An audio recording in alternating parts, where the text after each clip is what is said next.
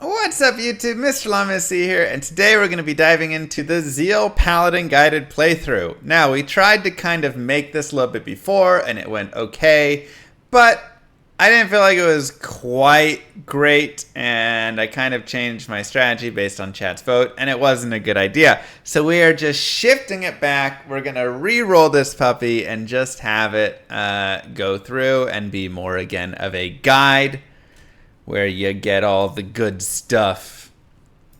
So let's make our zealot. Right, I've learned never trust chat. Let's talk a little bit about the zealot first and just the general idea and skills and all of this. So general ideas with paladins. Number one, paladins are pretty survivable.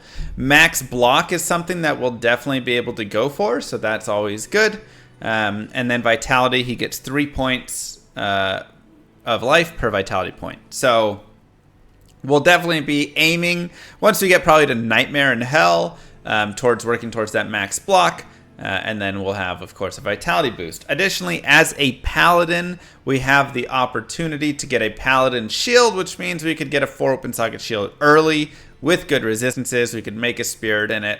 Or we can, of course, go for rhyme if we want to get a little bit more of the, have cannot be frozen, assuming we don't get hearth as a helm or wisdom as a helm, right? Something along those lines.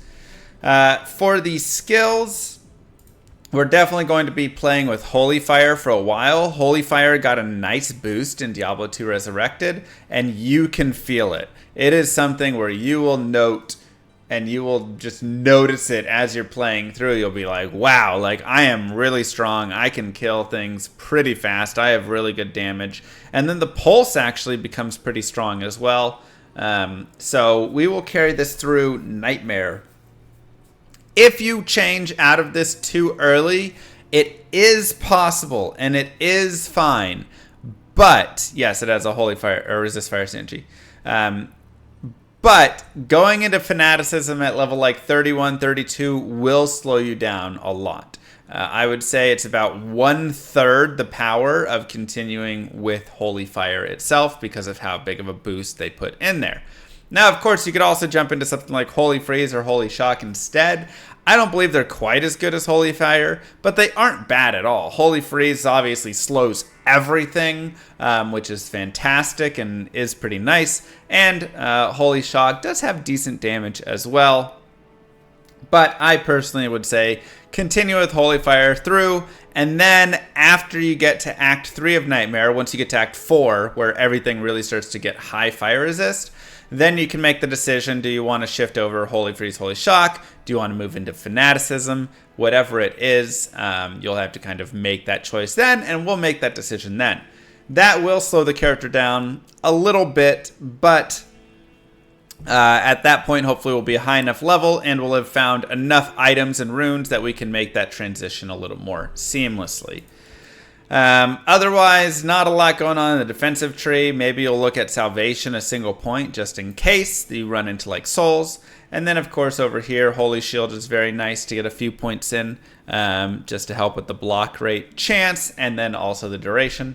And then Zeal, we're going to start by just having 1 point in it because we don't actually want to get locked with the 5 hits. But eventually, when we do shift into physical, we'll probably put more points into Zeal. So, with that being said, let's go ahead and start. I'm going to set players to 8. You do this by simply typing /players8. And when you do that, it will increase the difficulty. This is offline only. If you're online, you'll have to just have other people in your game. That is what it simulates, so you can see how much harder it is to kill each of these mobs. But a zombie literally gives me 3/10 of a level, right? So I've killed 4 mobs, and it'll take a 5th mob right here, and I'll have gained an entire level. That's because the monsters are just giving that much more experience. We can go ahead and get Might Aura for our first aura here, just to help boost our damage up. And we can just continue. So I like players 8. essentially you're shifting around players 8, players 1 often, and then sometimes you'll do on the in-between if it's like a little too hard for players 8, but you still want to get more experience and more drops. So generally, players 8 I'm using in areas where I can gain experience, right? Such as here. I'm not struggling. This is totally fine. We'll go 1 point sacrifice. I'll also go ahead and go dexterity with all my points there, just to get me some early attack rating, which is really nice. Plus, we'll need dexterity and such later on anyways. And then we can set sacrifice for our hit. But yeah, it's just one of those where you can get experience, especially with melee characters or just physical characters that rely on a physical hit with a chance to hit. Level is very important. So essentially, your chance to hit is your character level divided by your character level and the monster level, or minus the monster level, or vice versa, whatever, times your attack rating divided by your attack rating. Hold on, is it plus?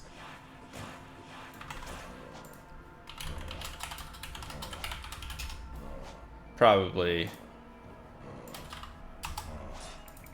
We'll bring it up. Yeah, it's plus. Sorry, not minus. So it's your character level divided by your character level plus the monster's level. And then your attack rate, and that's times your attack rating divided by your attack rating plus the defense rating of the monster you're attacking. Times 200%. So what is this doing? This means if you have high attack rating and they have low defense rating, you're going to be able to hit them quite often. And if you have a high level and they have a low level, you're going to be able to hit them quite often. But you kind of need both because each one is only 50% of the formula. So if you have great attack rating and they have low defense rating, but their level is just way beyond yours, you're still going to have a hard time hitting them. Thus, what can be very important here is literally just being able to hit and being a high enough level so you can hit them. And that does like so much for you. So that's something that you should focus on, is really keeping your level up as well as looking for what sort of attack rating boost can I get. And kind of when you play both of those pieces together, that'll just help a lot. So I'm just kind of killing a lot of stuff, trying to just, again, gain some experience. That boss group's always nice to kill. Little extra experience there. And we can now just identify things and look for stuff that could maybe be worth a little gold. 10 attack rating is kind of nice, but it's, you know, pretty small. We'll just sell these things. I could put some of that stuff on, but it's not a huge deal. So, at our first trip to Akara, we generally want to make sure we have enough gold to buy a scepter. Now, you can get one that's, you know, got all sorts of crazy stuff on it and whatever. This one's 2 to Holy Fire. That actually would be really nice, but it's 34,000. But I'm just going to get something nice and simple. I'm just going to get max damage, and then we'll just put in some attack rating on it as well. And that's just a very plain, simple scepter. Costs 400 gold. Not too bad. Right. Now, before I go in the Den of Evil, I'm going to go back to Players 1, just because there's not really a ton of experience to be gained down in the Den of Evil, and it just kind of takes a lot of time. I'll also go ahead and do Vitality, and I will just save these next points, because we're not going to technically need them until level 6. If you want to get the jump, you can put them into Resist Fire right now, but we don't really need to. So you can see between our Scepter, between Might Aura and Sacrifice, the Paladin is actually pretty strong early on. We are one-shotting every monster with 20 to 41 damage. So early Paladins are very good.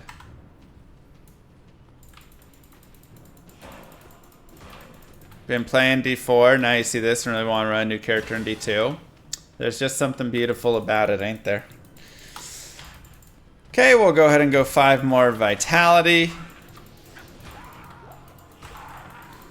We'll kill the Shamans just so we don't have to keep dealing with them. And then I'm picking up things that are going to be worth gold. I also like Strangling Gas Potions. Those can be helpful. So pick that up. But we're picking up things that can be worth gold. What does this include? Gems, jewels, throwing knives, wands, staves, scepters, anything that'll have plus skills on it. Just those sorts of pieces there. You'll donate 40 SOJs for OnlyFans. That is nice, but I'll probably be passing on that. Thank you, though, for the offer. Would I ever do a Tesladin guided playthrough? Yeah. I thought it would be fun to do a Holy Freeze and a... You know, I mean, Tesladins use Stream technically, but we could just do like a Holy Shock. Have some fun.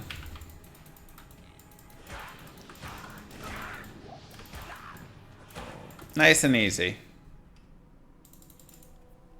So Den of Evil's done. Gives us a respec for later if we want, but also +1 skill. And you can see right there, this is worth 5,000 gold, right? We just picked up a random white wand, but it's got 2 to dim vision, and we get some really nice gold out of it. And again, it allows us, if desired, we could look for, you know, a new scepter or whatever, but my scepter is honestly totally fine.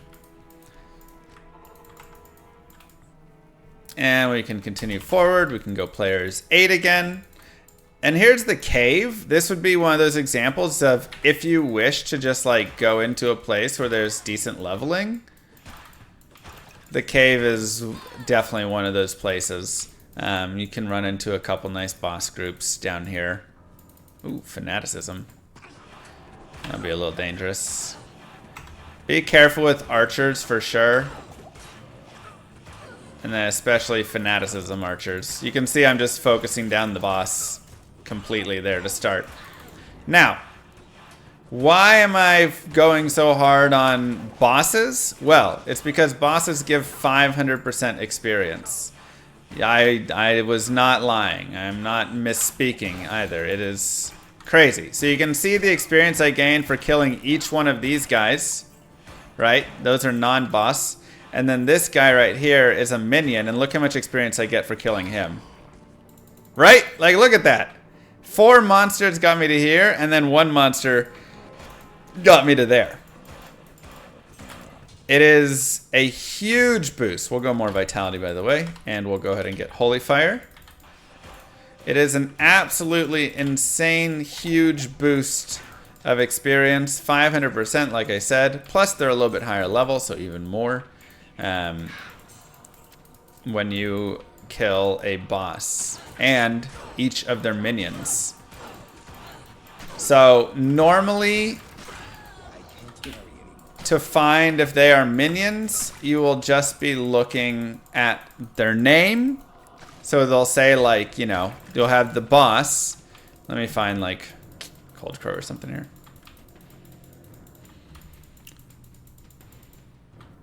Nothing there.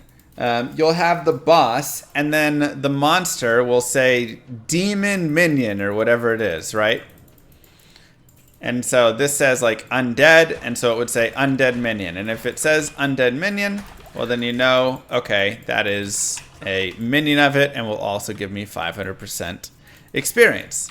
However, there is an exception to this, and it is what we just saw, and that is where the main monster has an aura and just an aura.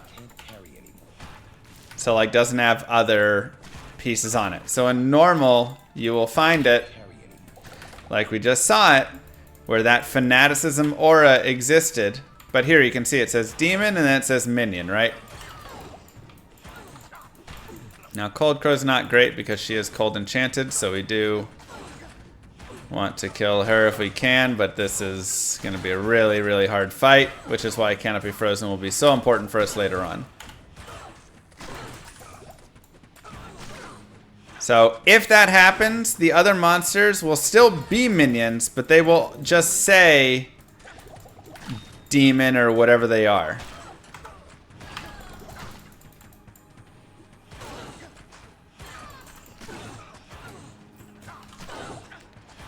So even though this is a little slow, that is really good experience. We're going to try and find a 2 open socket. There we go. Armor, by the way. And we'll continue with Holy Fire and Vitality.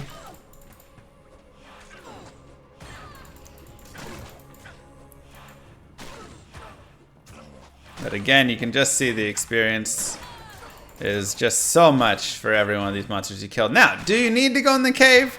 No. You could totally just go and find, you know, whatever later on and just be happy with that. Go just to the stony field straight. I do that 99% of the time. 33 to attack rating. Wow, what great gloves for early on. Plus an extra dex and strength and stuff. That's really nice.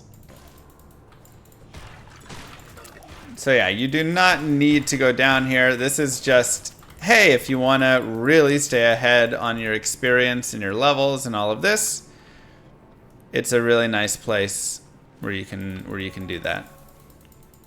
Then we'll have the level 2 of the cave where we can run into more bosses. Again, we have minions right there. So we know that there's a boss. There's Pulsai, the boss. And not only are they 500% experience more, but they are also more, they're also higher levels. Thus they give even more experience. So it really is crazy how good it is. We'll look and see if we have one more boss, and there we go. We'll go another point in Holy Fire.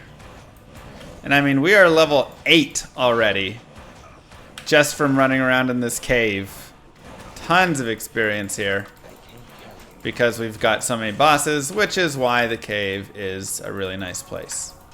So once we've cleared out enough of the cave, we can just reset. If I wanted, I could run the cave again, especially when it's super easy and simple right there. But, you know, that would be... Don't really need that. 1 mana per kill. 20 attack rating is nice. 16 attack rating on a jewel. Again, it's like, if I had an open socket, maybe I'd just like throw it in there.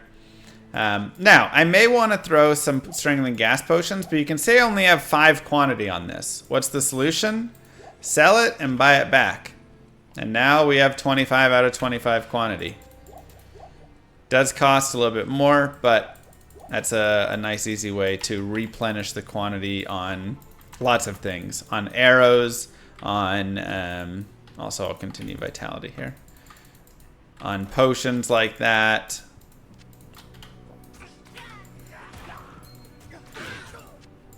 Lots of things. Attack rating is really what I'm hoping for with just a lot of pieces right now. Again, I want to hit things. I'm going to go ahead and put on, just do this, because why not, right? Like normally I'm just selling that jewel. It doesn't really matter. My gold is totally fine at 8,500. I might as well just boost up my attack rating a little bit and enjoy it.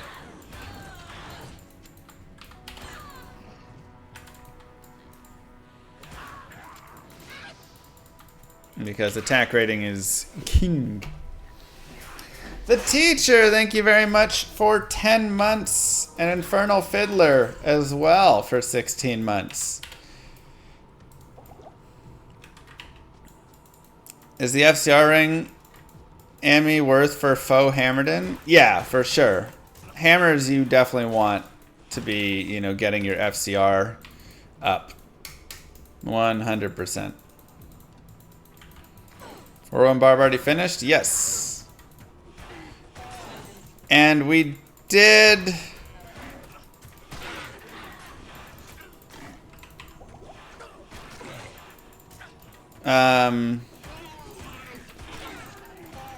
like I said, we did this, but we stopped partway through. The last guide I made for this character just wasn't feeling right, so we stopped and we're just restarting it, doing it right. We'll go more Holy Fire. I'm actually going to get a little bit of strength as well. And I'm actually as well going to shift over to a Scimitar. And the reason I'm shifting to a Scimitar right now is because the Scimitar actually has a faster attack speed. So even though it's slightly less damage, you can see my damage is already just like amazing. All of my damage, or a lot of my damage, comes from Holy Fire. It adds 21 to 48 to my base attack. So the most important thing right now is just attacking as fast as I possibly can. And to do that, I want to get a weapon with very fast attack speed. And scimitars are a great option.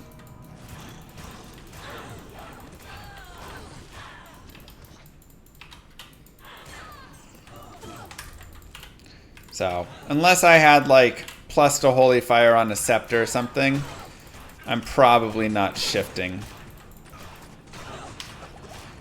Now, archers are still super deadly. Another point in Holy Fire, by the way. So always be careful whenever there's archers around. They're just gonna suck. Plain and simple. That's like such an easy way to die. And we'll go ahead and go more Vitality now.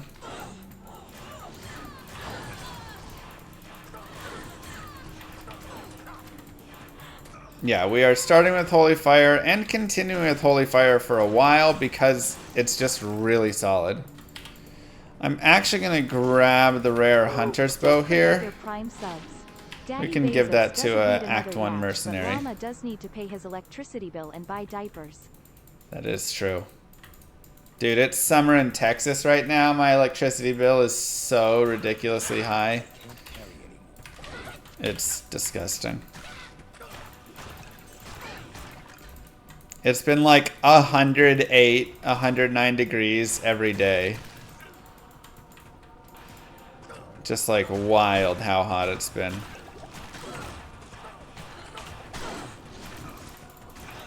Just stream out of the pool, don't use the AC. Okay. I mean, I have a baby, so I do need my AC to be on and working.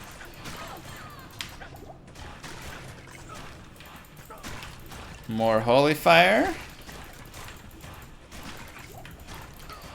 And I guess I've actually saved up too many points. I still have plus 3 points. So I forgot, actually. There's a couple things right now. Man, I'm really struggling with making this guide, huh? There's a couple things. Number one, if you want, you can get points for charge, right?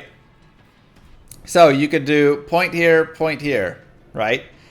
Totally fine. Then you can charge around, be a little bit faster, getting through, but you're just charging for the sake of running quicker between areas. You need mana potions and things. It's like speedrun strats, but you might not like it overall. Otherwise, defensive auras, you can dump some points into resist fire right here. So that'll be a great place. I like saving one skill because when I hit level 12, then I can still go one into Holy Fire and one into Zeal. But otherwise, we are just doing resist fire there because it does give a boost to our damage overall. Thank you, Cliff. So up to you if you wish to save those or use those.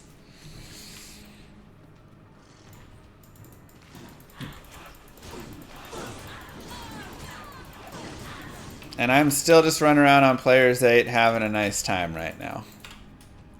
Because again, we've kept our attack rating really high, we've kept our level really high.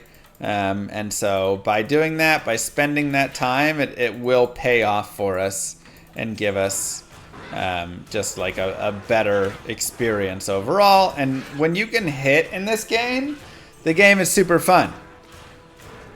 When you can't hit in this game, it feels awful. Like truly just terrible. It's amazing how bad it feels when you can't hit things. So really focus on keeping that level up, keeping your attack rating up, that will improve your experience a lot while you're playing here. And I'm doing that by, again, focusing on monsters, maybe doing on bosses, killing some random mobs here and there as I run along, and just kind of like making sure that I have, you know, enough going on. Another point, we hit Holy Fire, and we'll go ahead and hit Zeal. And again, I'm just going to have 1 point in Zeal. We'll set that there. And we'll do Vitality and Dexterity. It's locked. Holy Freeze archers up here. I just want to take out the Holy Freeze as fast as I can. There we go. That's nice.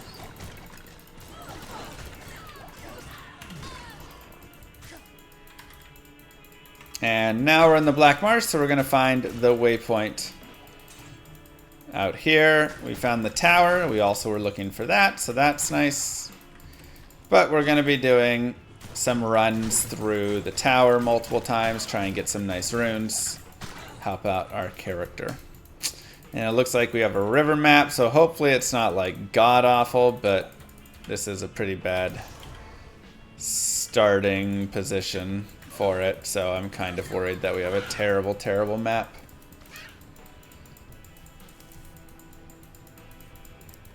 River maps are not fun. Not fun at all.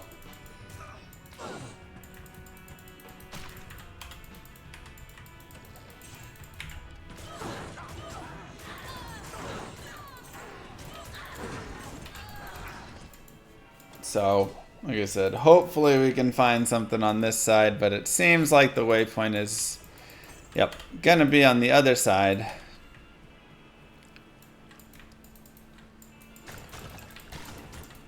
The nice thing is, with Holy Fire, once your aura starts to really boost up a little bit, you are going to have, like, absolutely insane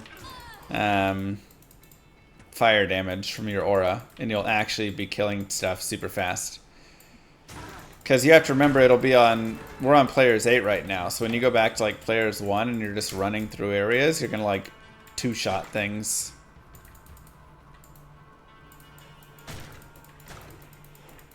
So that's super helpful. Yeah, it looks like we just have an absolutely garbage map here, which is unfortunate, and will probably lead us to running a few less towers overall.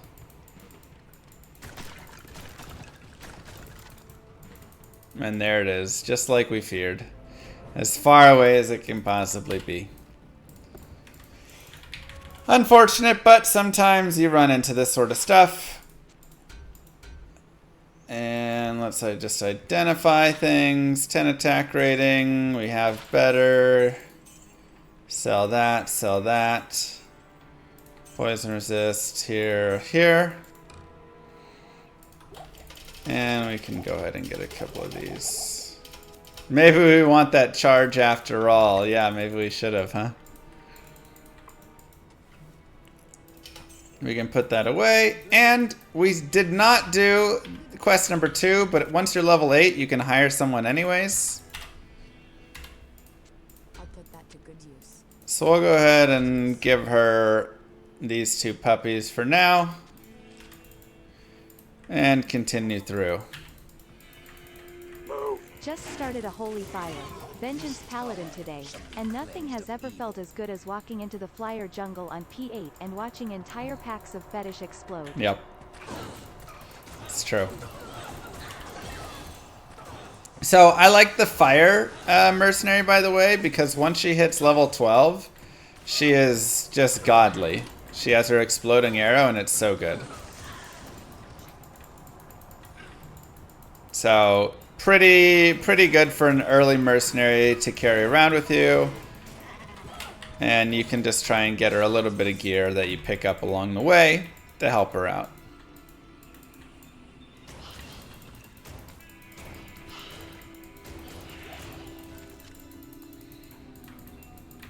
Oh yeah, I mean, I think Diablo 2 Resurrected looks a lot better than Diablo 4. And that's not trying to take some crazy shots at Diablo 4. I think Diablo 4 still looks fine, but I do think the mobile console UI does not help it. The spells don't always mesh as well with the environment, and whatever else. Who knows?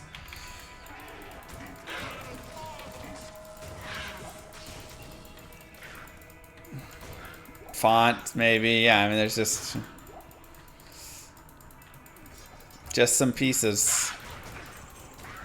But hey, everybody can, you know, have their own opinion on it. Alright, we'll go more vitality. If we want, we could start looking at getting a flail, but that also depends on if we get the runes.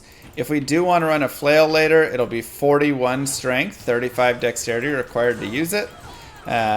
So that is a potential.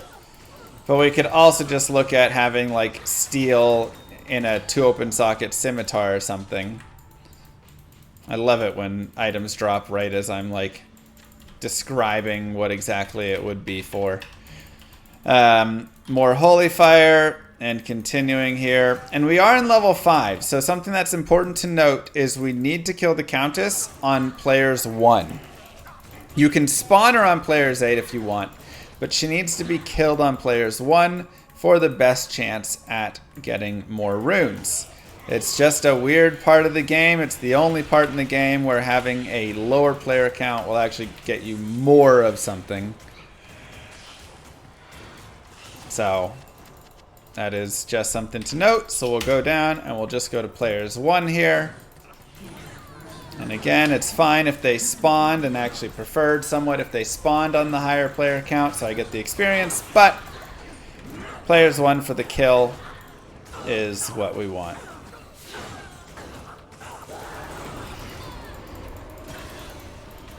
Now, what runes are we exactly looking for? That is a good question.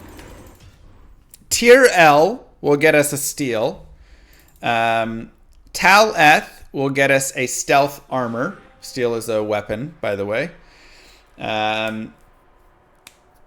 Ral would get us just like 60% fire res and a helm. If we want that, we could also shove Rals into more FCR. Ooh, 21 attack rating. Very nice. So, you know, that's something we could put for fire resist, whatever.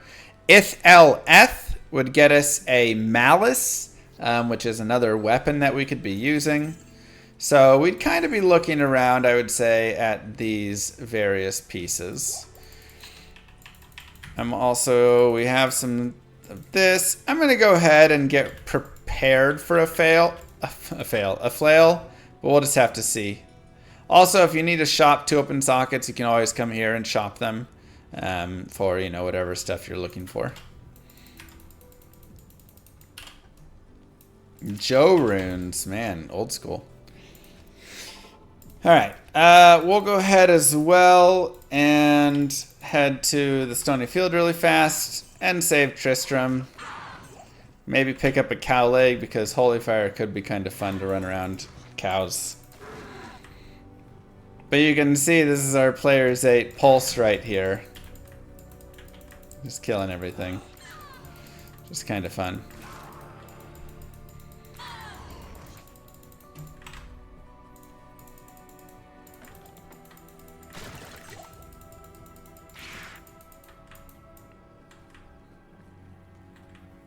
Maybe Darkwood Waypoint is closer to the tower. Potentially. It might be worth running back to the Darkwood and checking, you know.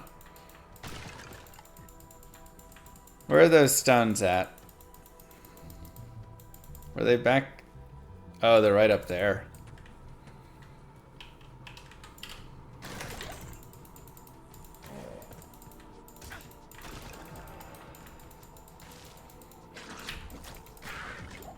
This is not thorns, this is holy fire.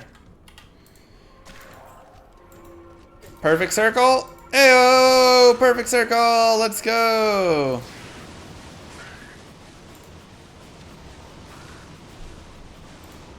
Oh, you're right, I am on players 1. That's okay. This is the run. I don't want to be cursed, actually. I'm going to avoid you. Pick up the Grand Charm.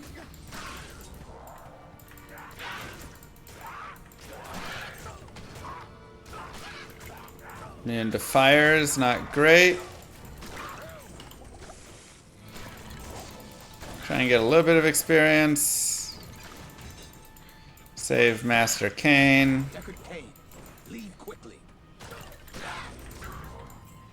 Kill some minions. And call it good.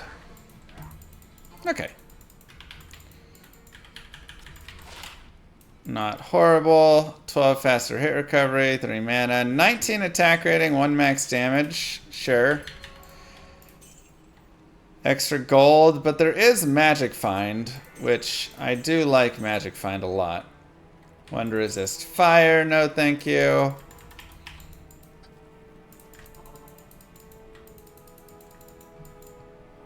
And so we can head back. And again, this is where charge would have some desire.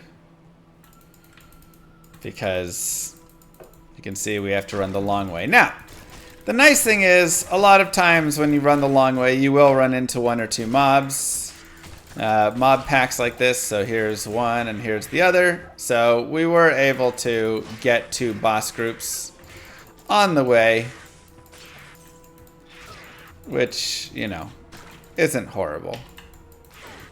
But it is still a lot. Did you know Prime do not auto-renew? Remember to use them every month. Man, I forgot.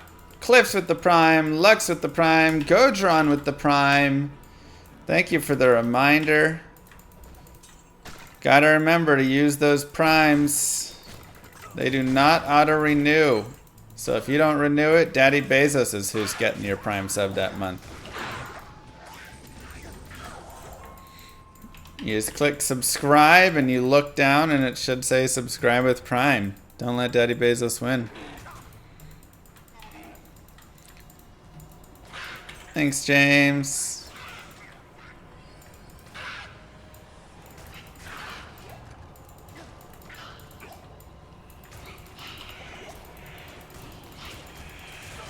You don't let him win by canceling your Prime? That also works.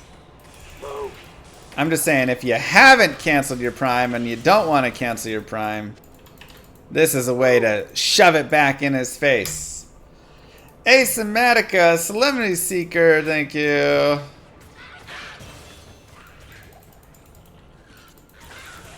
Let him know you aren't to be messed with. Okay, we'll go more Holy Fire for those points, and a little more Dexterity. Base value of 41 there, and the rest Vitality. Wait, what's with not auto-renewing? My card's been charged automatically, does that not go to you? No. If you were using Twitch Prime subscription on my channel, that only happens 1 time. You're still getting charged for Twitch Prime overall. But... aw. But you are not subscribed here. If you want to just subscribe to the channel that does auto-renew, that is not a Twitch Prime subscription, that is just a regular subscription. So that's just, you know, clicking subscribe and then pressing the regular subscribe button. And that one will continue to renew.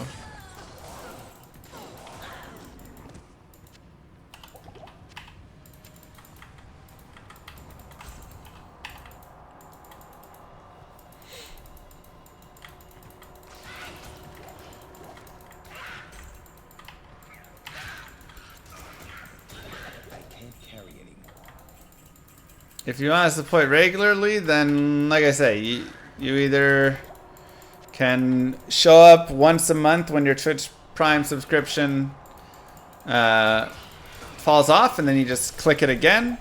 Or if you're not using it that way, then you just do the subscribe with a card, and then it will just automatically work. Drop down to players 1.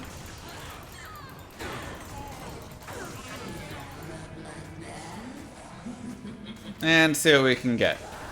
Tau rune. Okay, we did need a Tau, so that's nice. Yeah, yes, it is.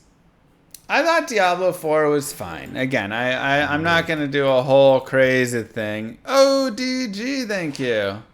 1 to max damage with some MF. We'll take that.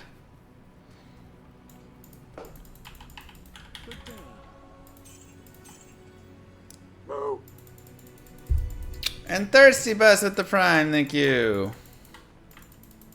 So I'm not going to do a whole thing where we do like a hate on any game or anything like that.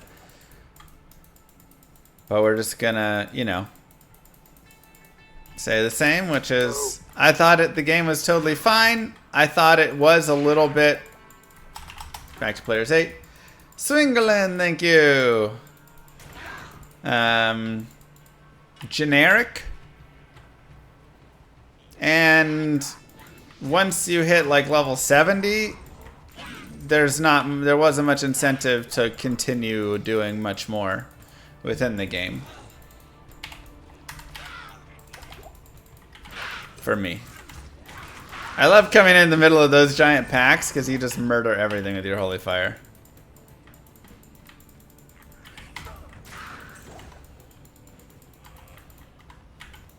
I did not kill Lilith. I could have if I just shifted into having Blizzard and doing the CC cheese on her.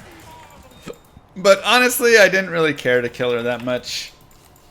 The fight wasn't very fun, and how the end game and one-shots and exponential damage bucket stuff worked just wasn't like intriguing enough to me. So by the time... And plus, like, killing CC or Echo Lilith didn't really, like, give you anything. Wasn't like there was, like, really good drops to go, like, farm from her or something. So.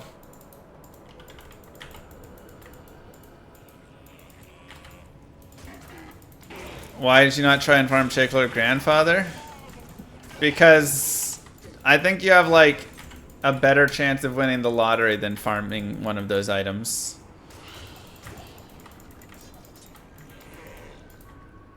So. Millions and millions and millions of hours played and only like one of each item has been found. I don't even think one of them has been found yet.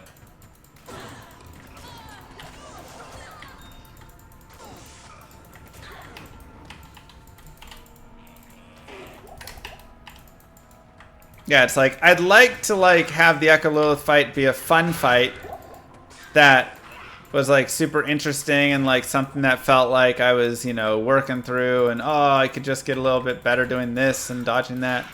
But the fight just wasn't fun.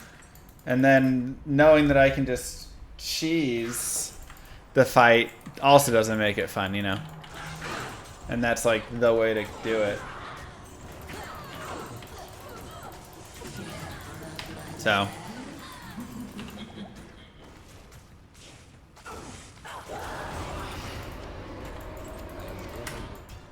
You Echo Lilith more fun than any PoE boss? Really? Surprising. I felt like it was a very generic, simple thing, and then it was just one-shots from a few pieces. Maybe it's more fun on other characters, you know?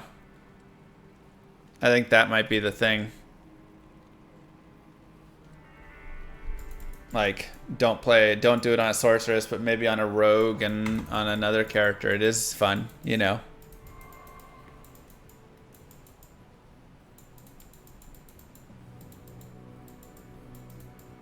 Thank you, Kellic.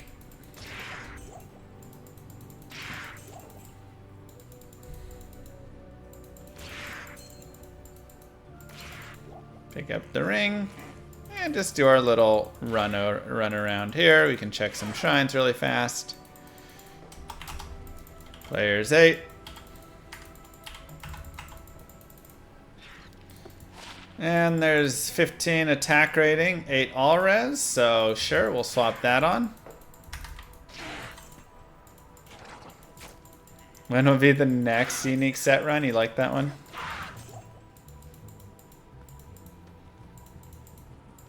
Is there a D2R season coming out? Not for 2-3 months, probably.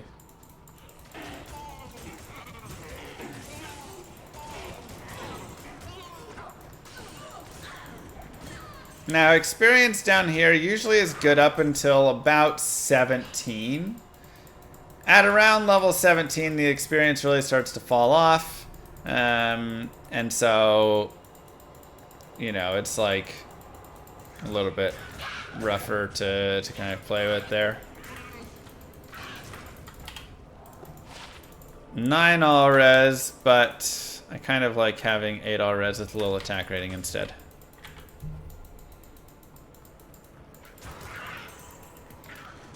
So generally we're not trying to level crazy beyond 17. Maybe we get to 18 and then we don't do much beyond there. Just because, again, you're really starting to out-level everything at that point, so it's just not nearly worth a lot. And we are 17.7 right here. So again, slightly unfortunate. How strong or how much experience we've gained here and how far away our tower is to where...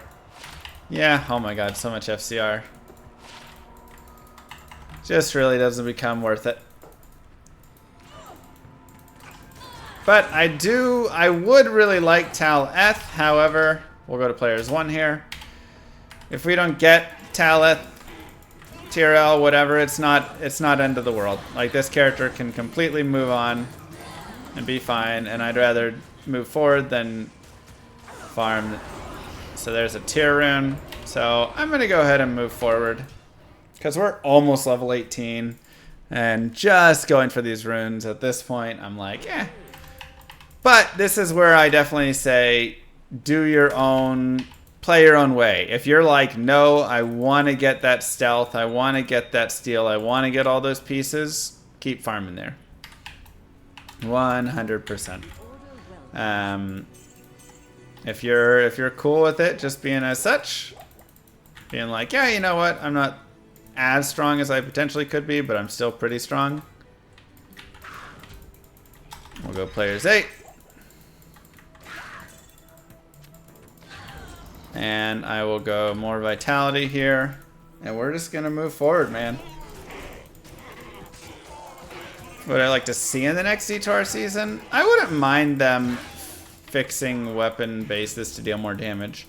Level 18, we're just gonna keep holy firing. Just straight up, holy fire over and over. And vitality, that'll be pretty much our MO from here on out until that's max, then we'll shift into resist fire.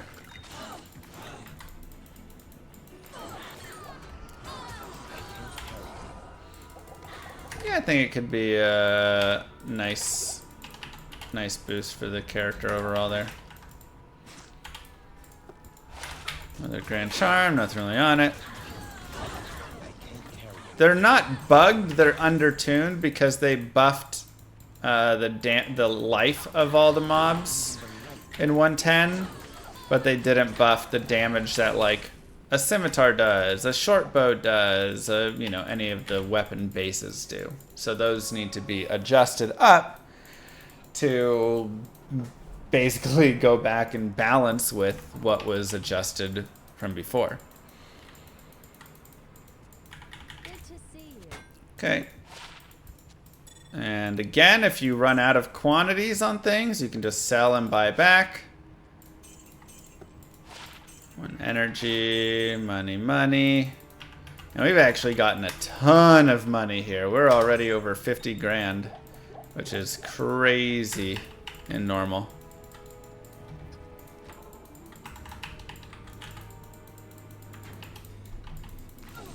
At this point, it would be okay to have stackable runes and gems. Yeah, I mean, that'd be nice, but do I think they're going to give us stackable runes and gems?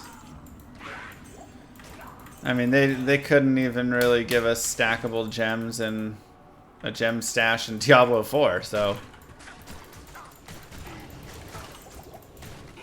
Actually, they do have stackable gems, excuse me. But they just sit in your inventory all over.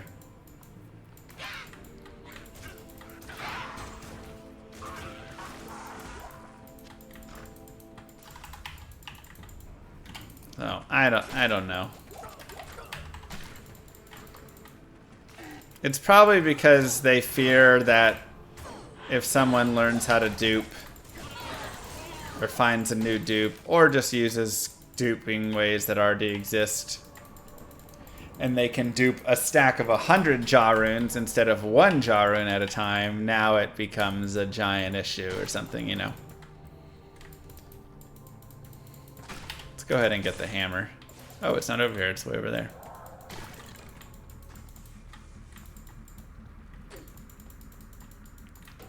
This is no place for a warrior to die. Champions are also not bad to kill. They are 300% experience, so not quite as good, but they're okay. Now, the champion groups that are amazing are champion groups that have additional spawns with them. So any fallen champion with, you know, with all of his fallen little dudes running around him, those are really nice. The beetle bosses, when they're champions, they have all the extra beetles.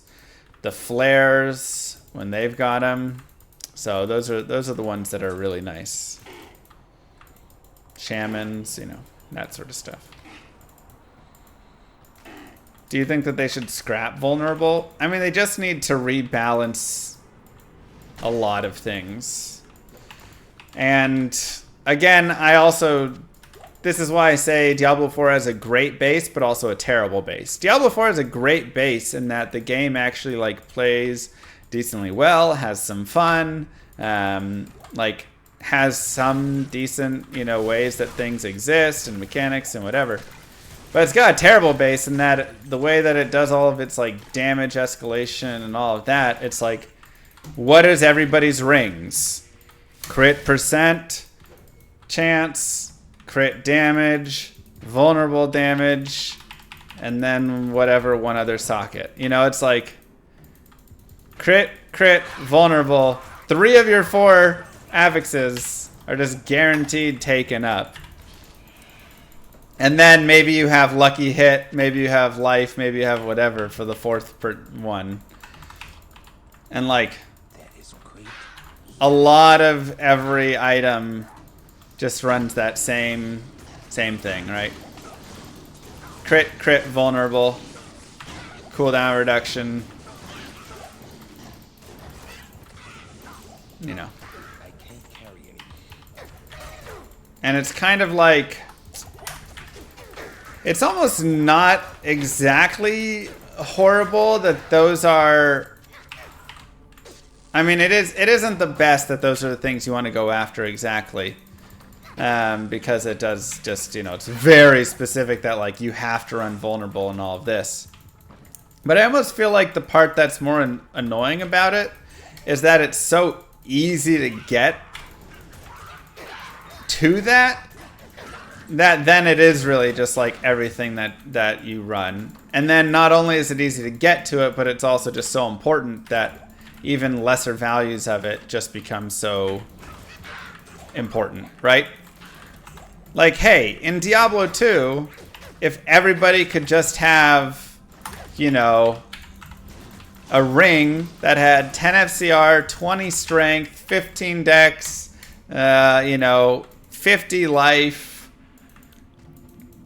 whatever, right? Like, you could pick out kind of your perfect ring, and yeah, it doesn't exactly fit for everything because some characters don't care about having the dexterity, some characters want to have, you know, more mana, some don't care about the FCR, they'd rather have lifesteal, mana steal. So again, it's already like there are more options, but you know, it's like getting all those affixes on a ring is so hard, and so often you're running rings that are, oh, this doesn't have that, but it does have this, and that's nice. Farv, thank you.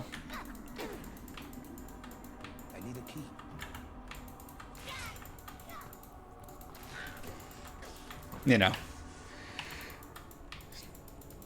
So I think there's still idea like, yes, items in Diablo 2, everybody wants plus life on, you know, a lot of their stuff, or plus to skills. I mean, again, not even everybody wants plus to skills. So even it, like, no matter what I say, I'm still like not exactly truthful in it there, because like this character doesn't really care about plus the skills that much. But even though there are many preferred affixes, combining and getting there is just tough. And I think part of that also just comes from the fact that like rares and legendaries drop, like every single drop is a rare or legendary, you know. I think that's a... You just run through everything so quick that you find what you need so quickly. And then it's just, okay, now I just need to find a little more crit, a little higher vulnerable damage.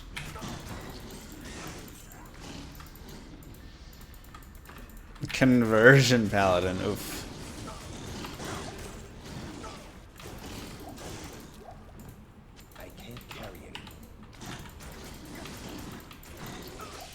Yeah, we restarted it to be more optimal, but also just to be better, even on like getting strength or something, you know. Yeah, I mean, it's a little silly, yes. Alright, so you can get the waypoint here if you want, so you can go kill Andariel multiple times. That's really up to you. Andariel has terrible fire resist. In fact, she has negative 50 fire resist. So it can be pretty fast that you can farm her. I recommend killing her on players 3. You'll generally get all the items that she's going to drop at that point.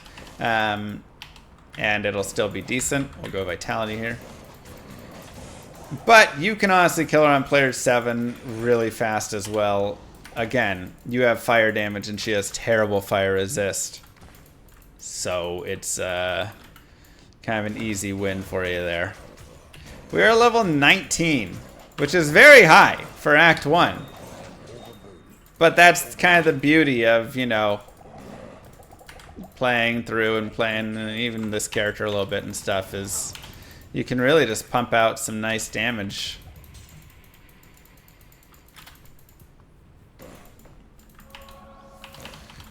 Somebody said unpopular opinion, I actually like Magic Find. I don't think it's a crazy unpopular opinion. I think among newer age gamers, that is a more unpopular opinion.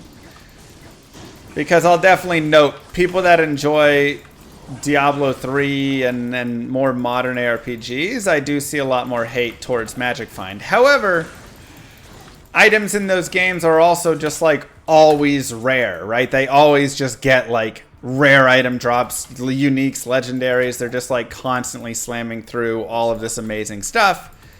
And so there's definitely a difference in, you know, there isn't much trade-off or much care or anything at that point. You're just really slamming everything and getting tons of GG, right? So I think there is more love for it when you play, not even Diablo 2 like now, but go back to like Diablo 2 early days, right? Where like, oh my goodness, finding a rare item was like insane and it was so good. Go back to playing, you know, even stuff Dungeon Siege and whatever things where it's like you're using blue items and white items all throughout. I'm just going to kill her on player 7. We've got fire damage. We can show it off. I mean, look at this. This is player 7 Andariel, but fire damage is so good against her. And we got our L rune, which is actually exactly what we needed. So, thank you. My work here is... That's convenient. So, if you want to farm her over and over again, you totally can. You can get Bloodfist, you can get Hisar's belt and boots, you could get Gorfits, you could get, you know, a variety of things. We have our Scimitar, Tear Rune, L rune, we make a steel. What's great about this? Obviously, little things like increased, you know, min-max damage, some attack rating, open wounds, but 25 IAS is really nice. If we could hit a little faster, that's always super helpful for this character. Also, 8 to max damage, 13 to attack rating. Wow. What a jewel. I will be popping that into my helm. We will enjoy our little boost right there. Thank you very much. Put some of these over here. Put some rejuves. Mostly just saving the rejuves for later. Great Congratulations. time for this stream. I'm in normal taking a fire paladin through the whole game. There you go. You have just beat Act 1 and earned yourself the clap. Sure, we'll make a terrible paladin just to offset. There is... Llama is you so nice. should have brought that beast large charm over with you from the first run. I know. It was so good. There is a Holy Knight that is going to exist in Llama RPG. It's the latest class that I've added in. So, Act 2, if you want, you could switch into an Act 2 Mercenary. I would go for Blessed Aim just to get more of that attack rating. If you want to just keep your Act 1 Mercenary, she's actually really solid. Again, this damage that she has from her exploding arrow is really nice.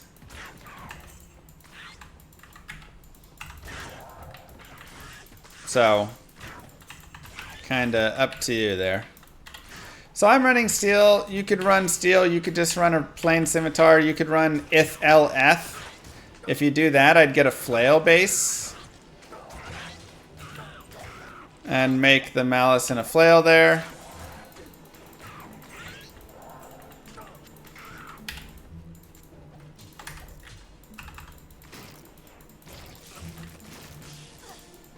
Was I sad for Mashif? He'll survive. He's fine. No love for Defiance Merce? Attack rating is so much more important than some defense here. Because you have to remember, while you're running, your defense is set to 0. So your defense only actually exists when you are attacking. Which makes defense a lot worse. Hey, just like we were talking about, Hisaris Belt. Let's go, baby. Love to see it. 20 life, 20% cold res. This is also a great place to find Hisaris Boots because I believe there's a nice attack rating boost for that combination. Prayer Merce is also nice for a little regen. And why did we drop that? Honestly, because we're running 12% Magic Find from these pieces. So any little bits of Magic Find that you can get, even just shopping some gloves with like 10% and stuff, really is a lot of value.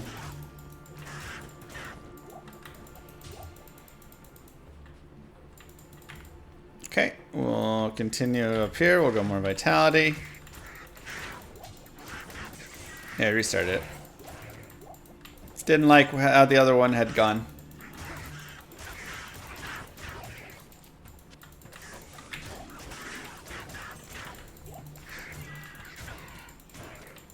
Ten times level attack rating with the boots and another piece. Yeah. So Hisaris booties would be fantastic. And again, if we wanted, we could just rush Andariel a few times.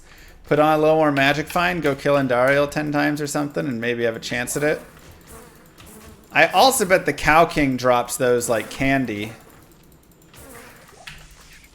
If we wanted to just go in there.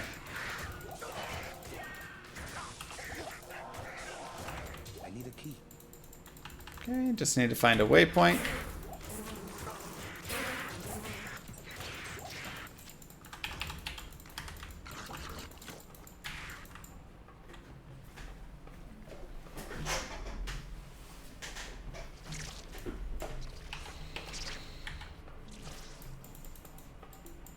Nice race. D4 hype over? I don't know. How many viewers does it have on Twitch? I feel like it had like 140,000 last week. 100K? Alright. 55K? Ooh.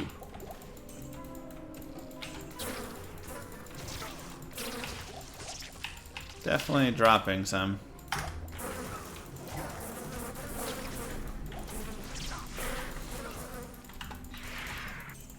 It'll pick back up when season comes around.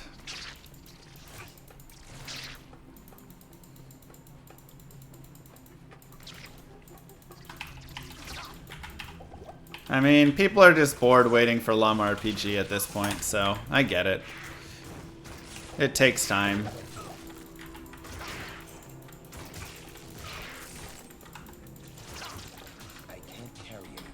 I wish we could just give you Llama RPG tomorrow and it had everything, you know.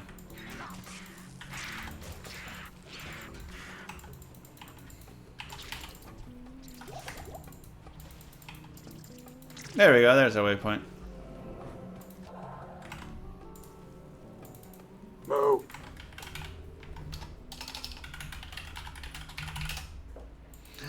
Rag with 5 gifted subs! Thank you very much. Hope you're doing well.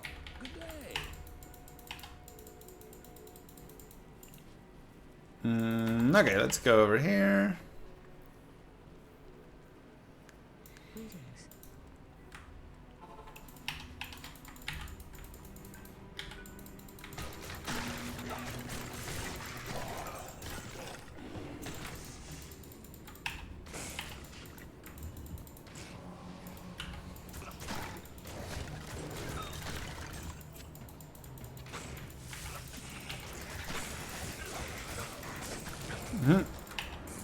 I mean, hey, get yourself an oath. That's nice.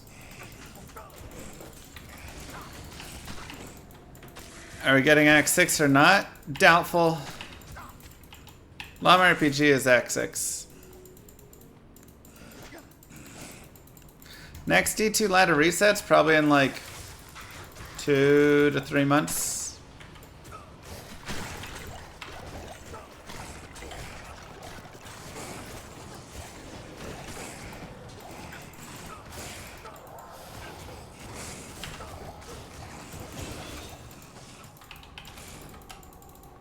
Okay, more holy fire and more vitality.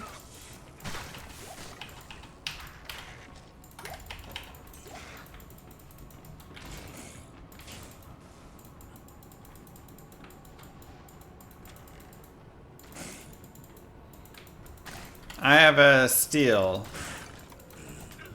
Steel scimitar. Can I try and reroll sockets on an item? No. You get your sockets and that's your sockets.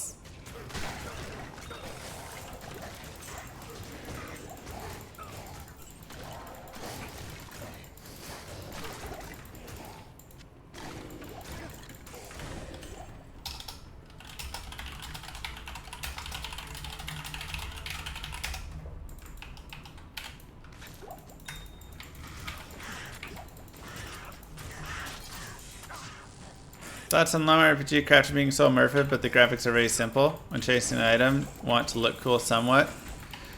Budget constraints. I only got so much money. Self-funded game.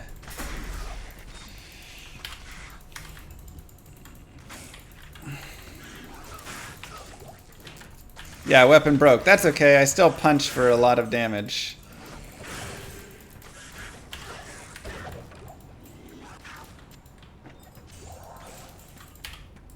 Alright.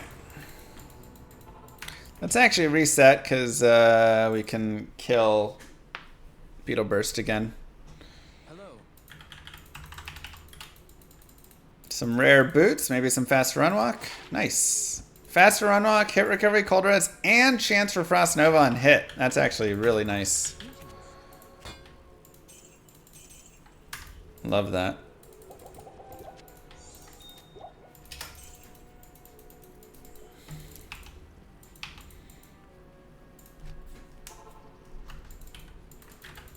So we also have a fantastic Beetle Burst farming map if we wanted. So if desired, we could just come down here, kill Beetle Burst, get the experience, rinse and repeat. Nice quick farm, some decent experience. Not bad at all. We're already level 21 and a half though, so it's, you know, there's not a crazy or nearly as much experience to be gained from all of it, but it still wouldn't be horrible. Capuchin, thank you for the diaper bucks. We will be using it. You think I should run one player's 8 Andy? We did. That was the first Andy we ran.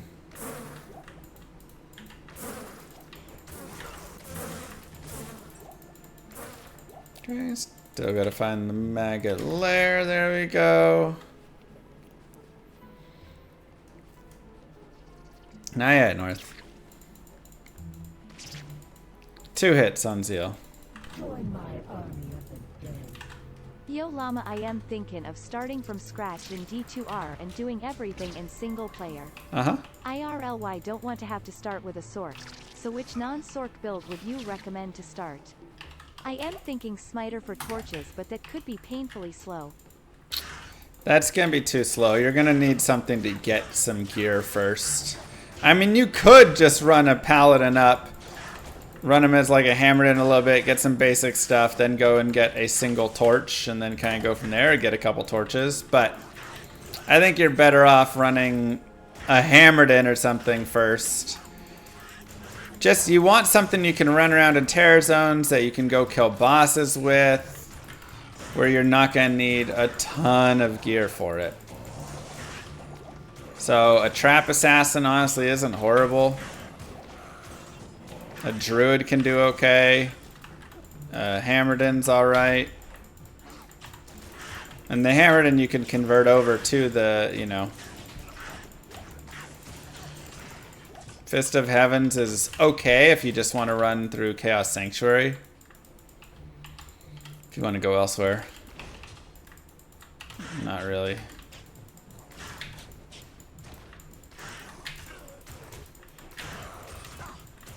But you just... And plus foe is not going to be great on bosses. Like, okay. I guess with the Holy Bolt it's alright. But, you know. Really aiming a lot for...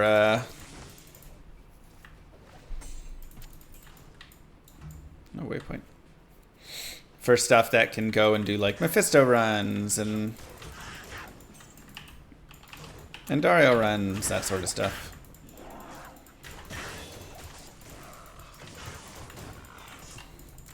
More holy fire, more vitality.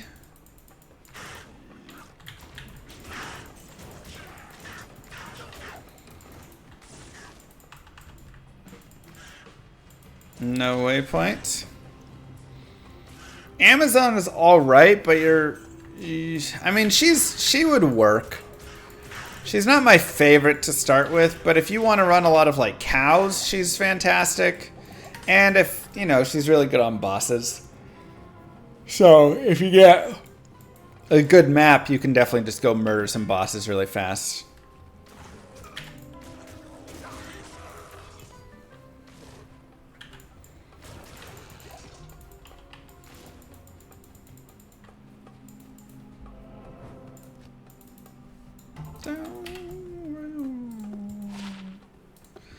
Little fire resist is nice. Also 3 to min and 3 to max damage. Why not? Welcome to my shop. Why not?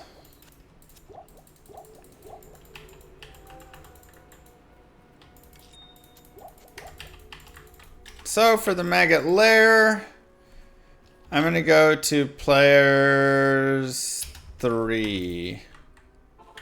Could go to players 1, but we're level 22. I feel like super strong right now.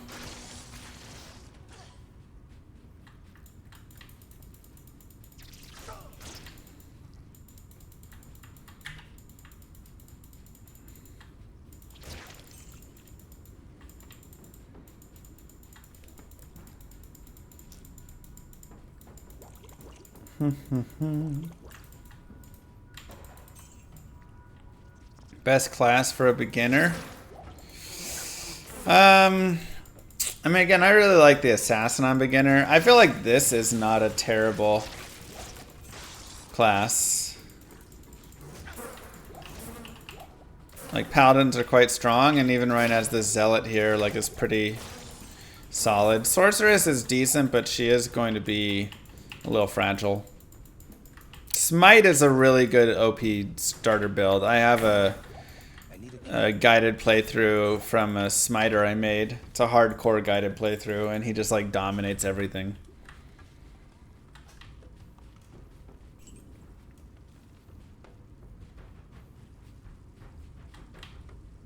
What up, Axis? Source Telly nullifies difficulty. I mean, not quite. She's still kind of difficult. Yeah, Smiter's safety is just insane. 5 of a kind, thank you very much.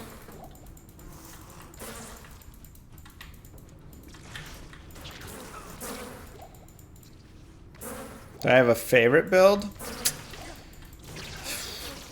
I don't know if I have a favorite build exactly. I like a few different builds. Like, I like my Blizz Sorceress. Always fun. I like Bozons a ton. I like the Smiter, but just like, not really the endgame Smiter. More the Smiter along the way is kind of fun. Vengeance Paladin's nice.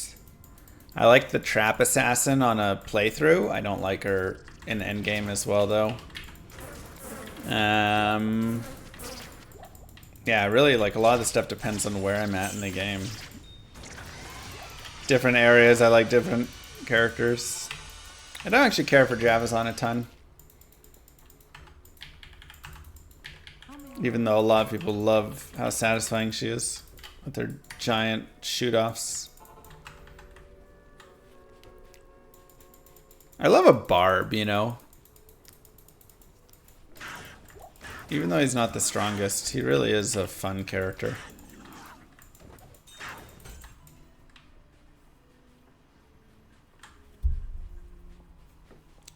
Any tips may act 2 Mercs more tanky in the beginning? I mean, mine's been plenty tanky right now. Really, it's just like over level, take the damage as well. You need to be your mercenaries tank a little bit. Give them a weapon that's got decent damage. A lot of times that's a big piece to help out.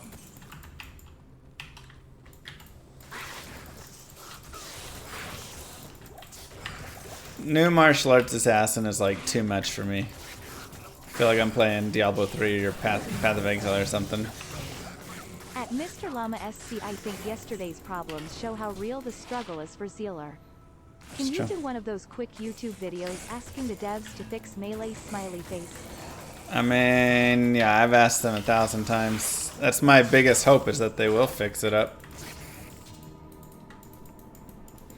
Holy Fire got a big boost in Diablo 2 Resurrected. It actually got like too big of a boost. And then they tuned it down some, and then everybody yelled at me and hated me for asking them to nerf it down some. But it was like really ridiculous. But it's still really good.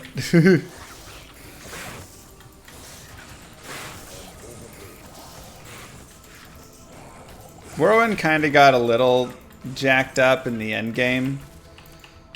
Two-handers especially, but otherwise they improved it through the like playthrough piece, which was good, but the end game got a little bit messy.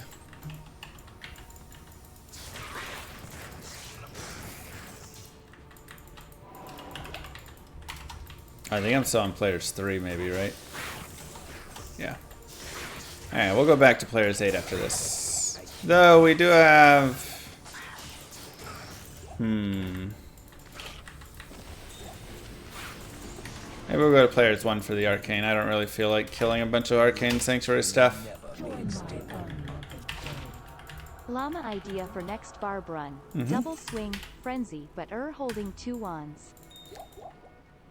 Why? What is the point?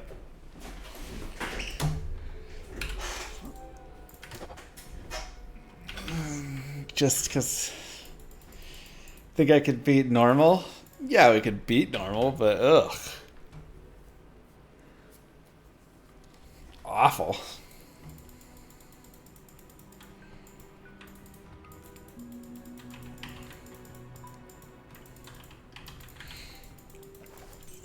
Shoot one more missile and stuff.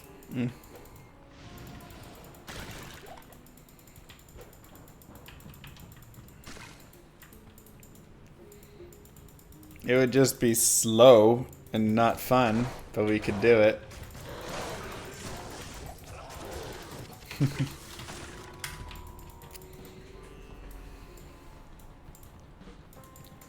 Down. How about a Punch Zealot? I mean, Punch Zealot is actually not that much different than what you're currently seeing.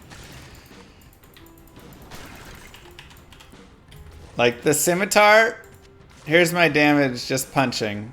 Here's my damage with the Scimitar. Holy Fire itself adds 200 to 285 to my attack, so the steel doesn't really matter, it just allows me to have slightly faster attack speed. And, yeah, I mean, that's it. Otherwise, pretty irrelevant. It's just Holy Fire is godly.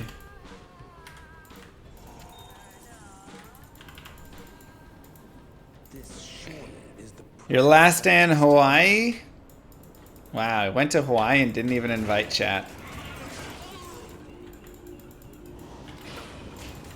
Let's all tell Unadorned how sad we are that he got to have a whole vacation in Hawaii and it's his last day.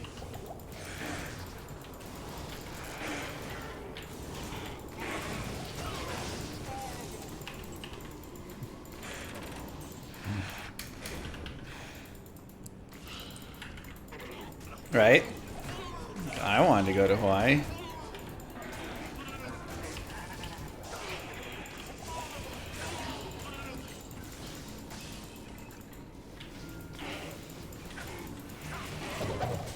Neff Eld.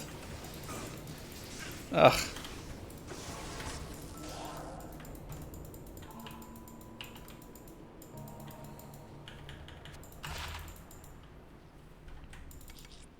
$10 FCR, 19 Fire Res. That is actually pretty nice. Even though we don't care about FCR, 19 Fire Res is solid. We may want that for Act 4 if we're having some trouble.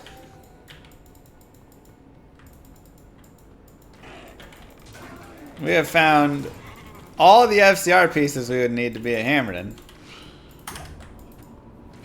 This going through hell? It is.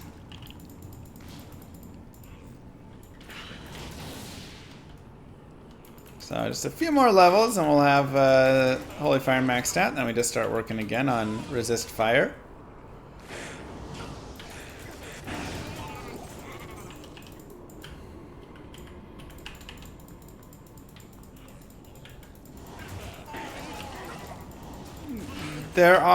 You cannot make a few rune words in non-ladder. You can make all the rune words in single player, but if you're playing non-ladder, you still cannot make Mosaic and probably Metamorphosis and whatever else came at that time. Bulwark, Hearth, all those guys. It's true, D1.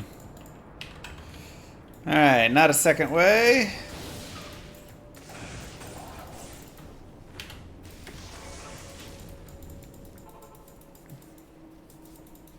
Can the barb only one-hand, two-handed swords?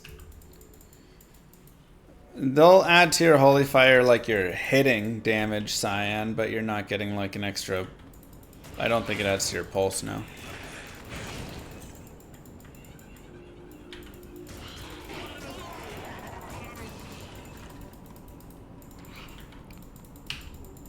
I mean, I think starting a single player Grail with a Sorceress is always generally the best idea. Basically, you just run up to Hell Mephisto, get, you know, a 4 open socket armor with 4 perfect topaz, a 3 open socket helmet with 3 perfect topaz, chances, whatever MF stuff you can find, and then just cheese them with Blizzard or whatever skill is your, you know, skill of choice for it. And just farm him, you know, a bunch until you get yourself your basic sets of gears. You know, your Shaco, or a Tarnhelm even, or whatever, your Chances, your War Travs, your Oculus, Suicide Branch, Viper Magi, etc. And then as you get that stuff, you can start to shift around. Keep farming and then have enough to build up those other characters. Alright, third way.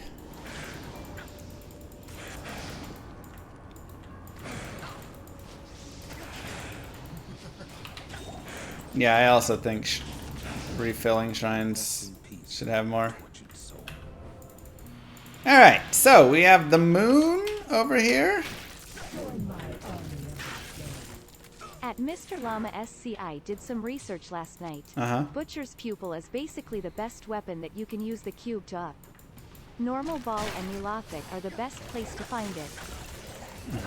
Yeah, but who wants to farm Normal Ball and Nulothic?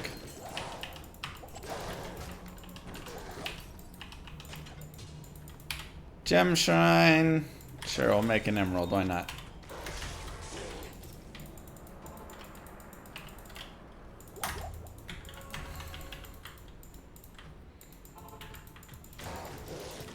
If we find Butcher's Pupil, I'll be happy as can be. But Cold Steel is not bad, yeah.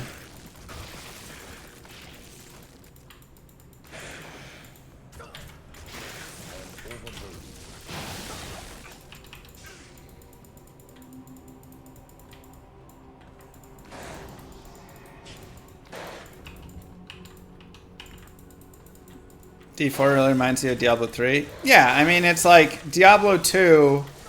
If you play Diablo 1 and then play Diablo 2, you're like, okay, this is the same creators. If you play Diablo 4 and then play Diablo 3 or Diablo Immortal, you're like, okay, this is the same creators.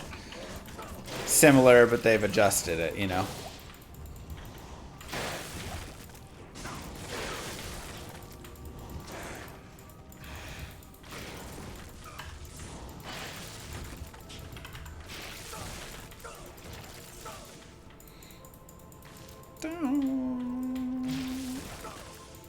Which is fine, but not for everybody, you know?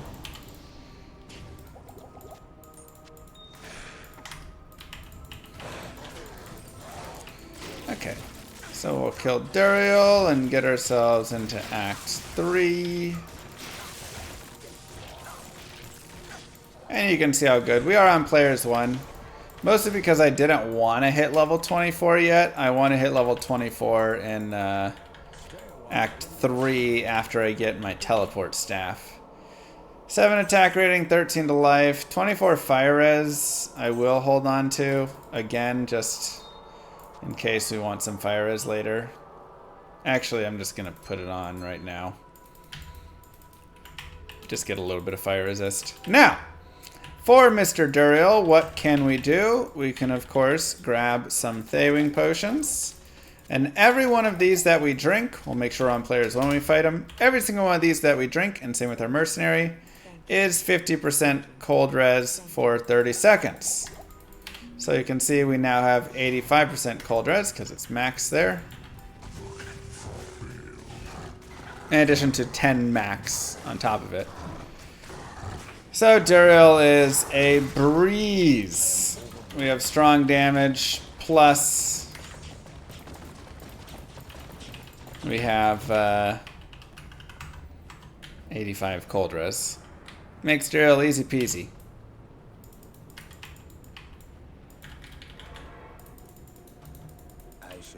Great way to help out your Duriel fight.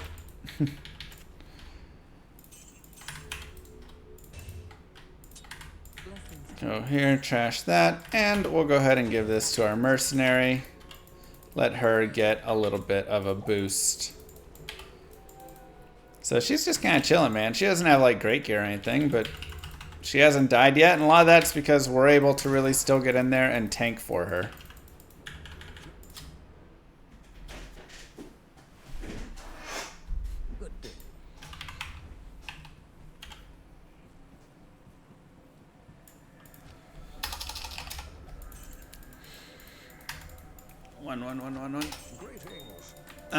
Okay, so now we're in Act 3, and my goal in Act 3, as I talked about before, is first thing, before I level up to 24, I want to get a teleport staff. If I am level 24, it's not a big deal, but basically I just want to find myself a waypoint. Also, Spider Forest experience isn't nearly that great. I much prefer Flare Jungle anyways, so that'll be our focus there.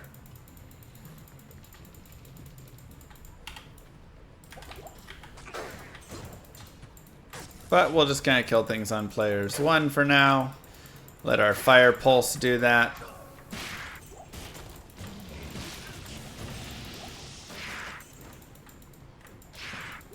Let's see what we can get.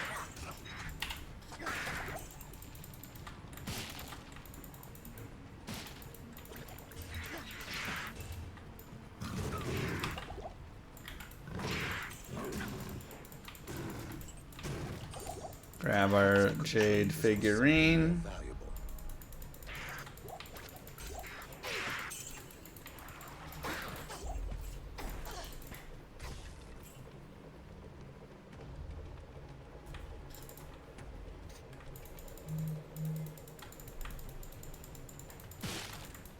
And move on. My rune words one needs an update. I guess there are new rune words now, huh?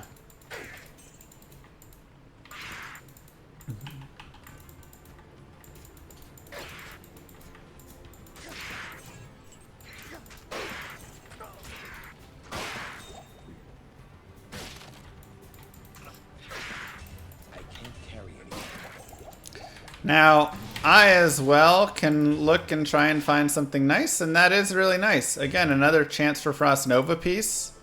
So now we have 2 things that can proc Frost Nova on hit, which is actually super nice.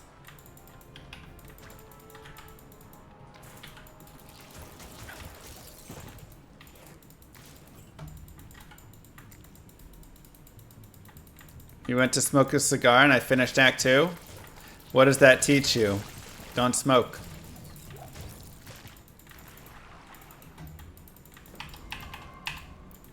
Perfect lesson against smoking right there. Now I'm always, of course, checking out Paladin shields. Just see, this is 10 all-res, which is nice. Can put it on our offhand.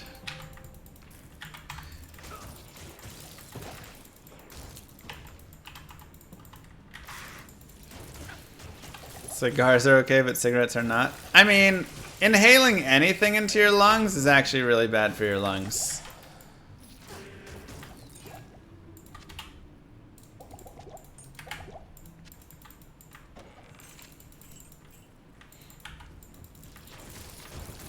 Including 100% pure oxygen.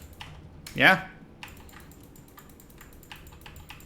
That's why they have to be careful with how much oxygen they give you.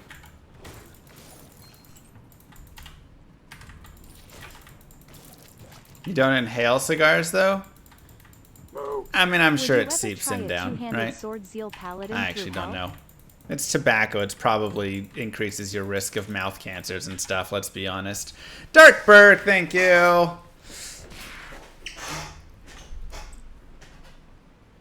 Mwah.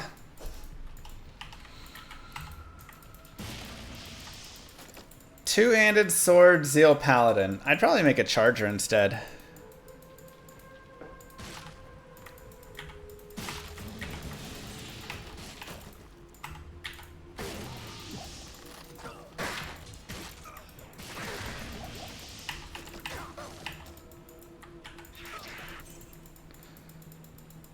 Vaping bacon. I'm not sure I want to vape bacon. Okay, so now we're at the point where we want to... first, we'll put this aside in case we ever get that Ethrin, so you can make a stealth.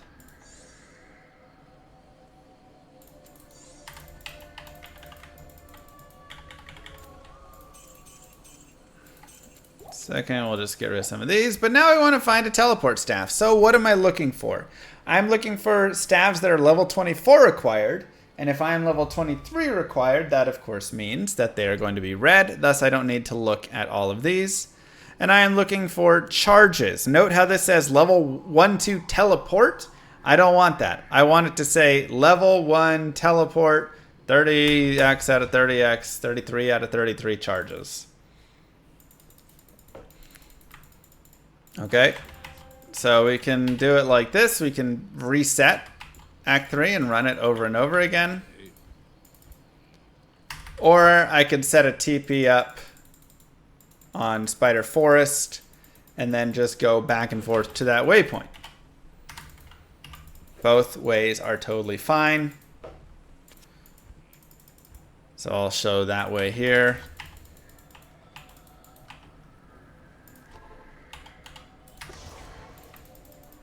And then we just have this. So we can just rinse and repeat, running back and forth for all of that.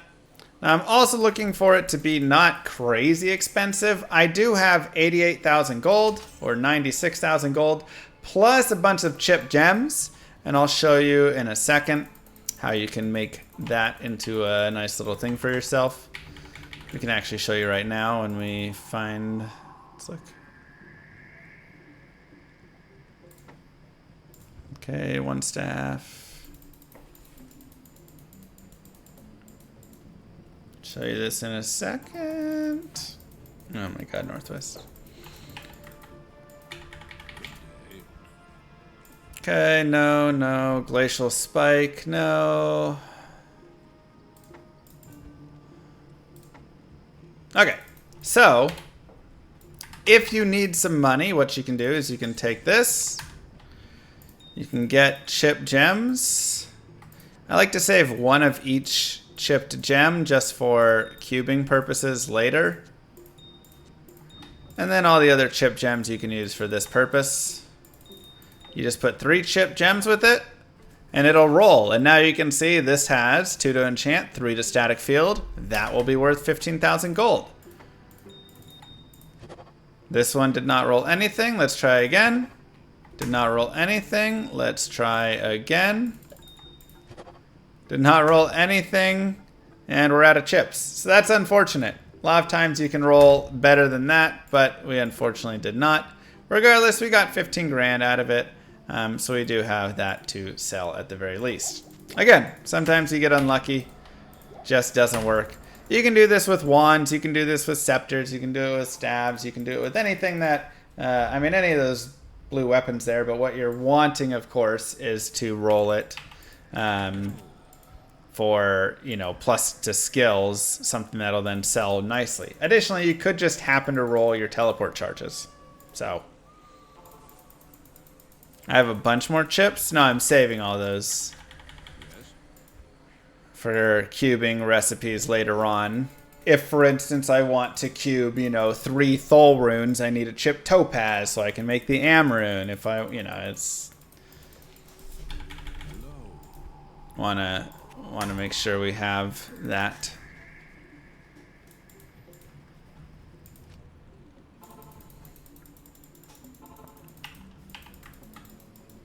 R equals renormal, N equals nightmare, H equals hell. Additionally, if you have, for instance, a blue necro head, you could throw the necro head into your cube with a spiked club, and then 2 skulls of any quality, and that'll re-roll that necro head. And so if you have, you know, a lot of skulls, you can do that to save yourself 1 chip gem and roll a necro head instead.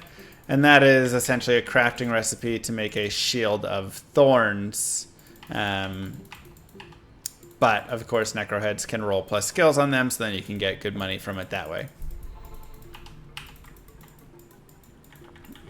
Isn't it better to farm Travancore for gold? I mean, yeah, if you want to go farm Travancore for gold. So here's a great example. This is 111,616 gold, which with our 15 grand from that, plus we can just sell a couple random pieces here.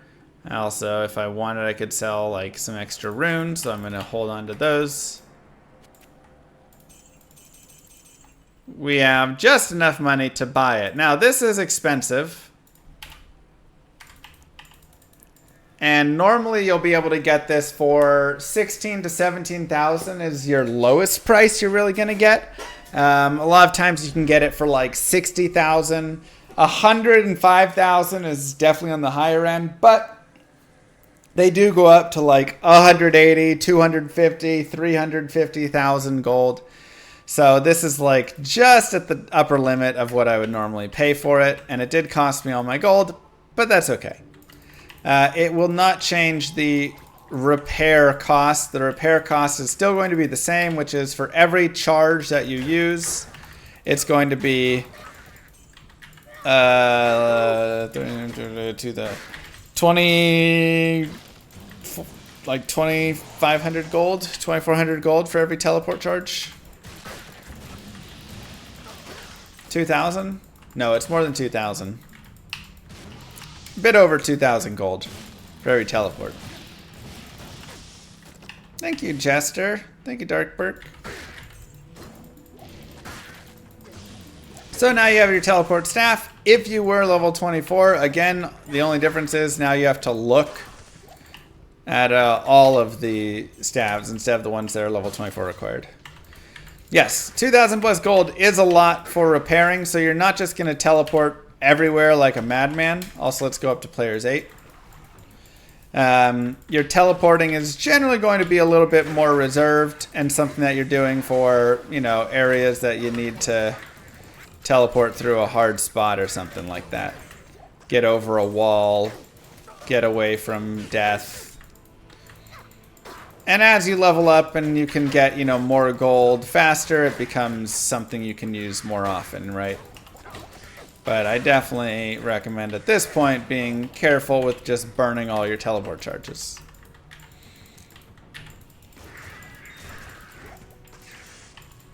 It's level 2780, okay. If you want, you can also use an Ort Rune plus a chip gem in a cube, and that repairs charges. So that's a way that you can repair the charges on your staff. Thus, any Ort Rune is essentially worth 75, 77 grand roughly for those purposes. But if you want to get some quick gold, what you can always do is just pick up some nice like armors, especially these heavier armors like this. It's a great way to get a little extra gold. Or things like long staves and stuff.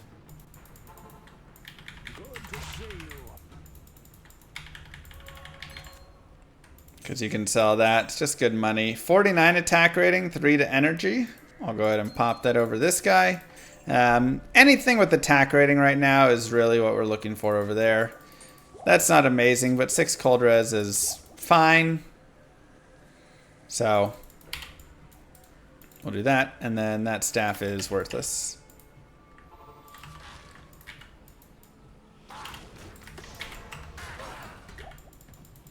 If not a sacred charge, I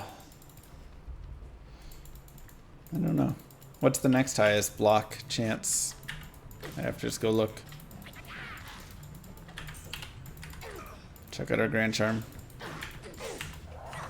Cinder Charms are not very rare if you're on Hell. Or if you're on like a high players count. If you're on low players count, it's definitely harder. No, not a Monarch. Yeah, probably a Rondich is what I was thinking.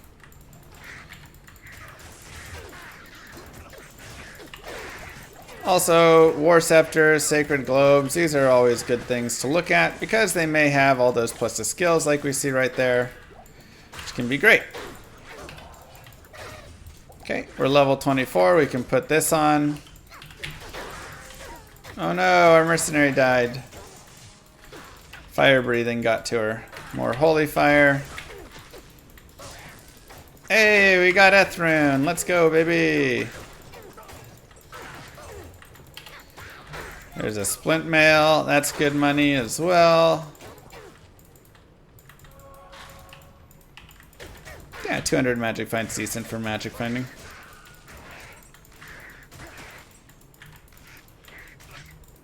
And we'll keep up the vitality. My attack rating is definitely getting a little bit worse now, but our holy fire is super nice. Hopefully I can get a little bit more AR. But like this is one of those instances where like, I'm just gonna teleport across rather than run all the way back and around.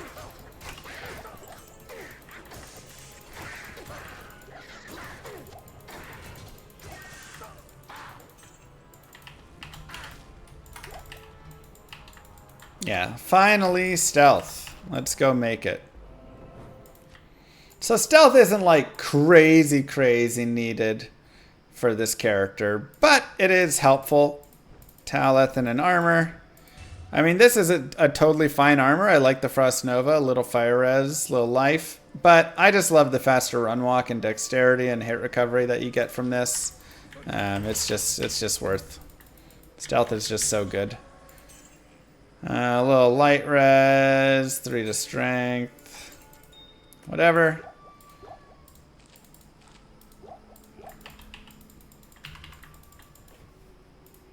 And pretty good on gold right there.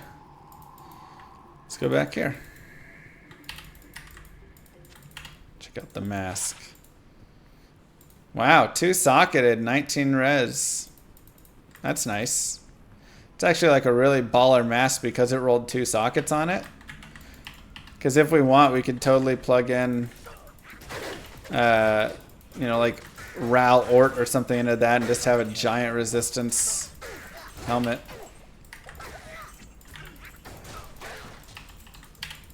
So that's actually super nice.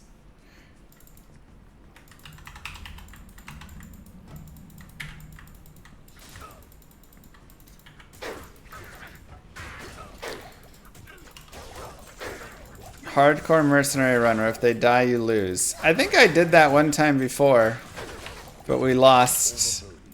We got to like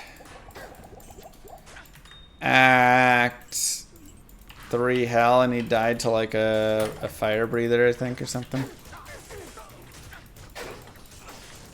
Nah, Duriel wasn't bad. Maybe it was Chaos Sanctuary that we lost at. I don't exactly remember.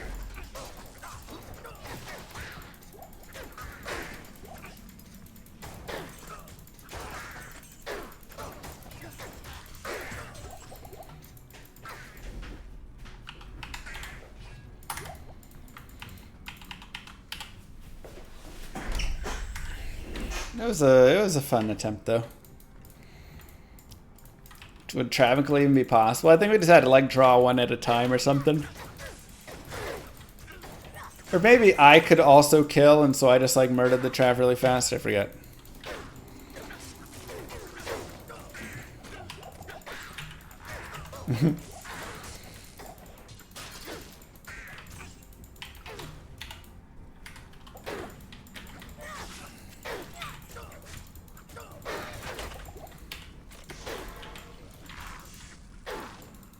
Just kill these minions. Again, I still punch for crazy damage. Punch Zealot. Okay, damage reduced by 1. A little bit of MF.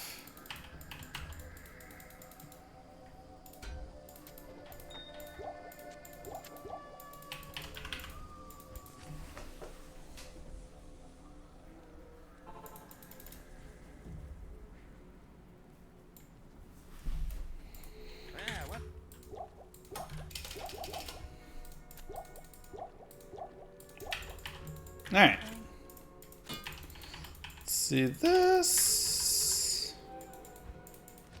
And we'll continue in the flare.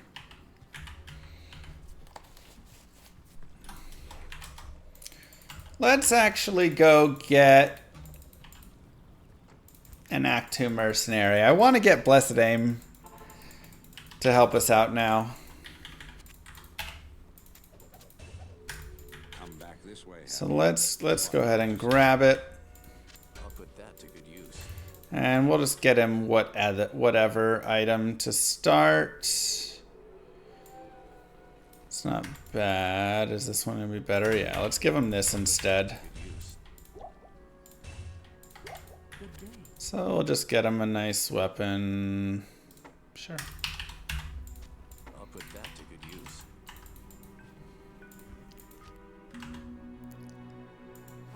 Oh, yeah. It's cute.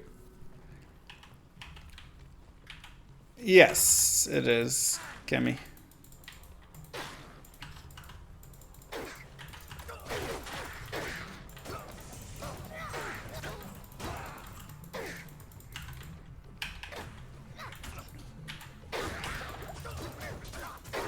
Crown shield. Did you reset the whole run? Yep. Wasn't liking it. Didn't feel like it was enough of a guide to help people and more of a struggle through how I was playing it.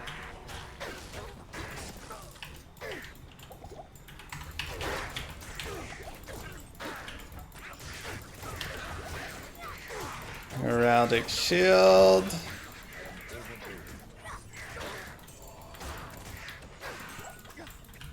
Yeah, that blessed aim is huge.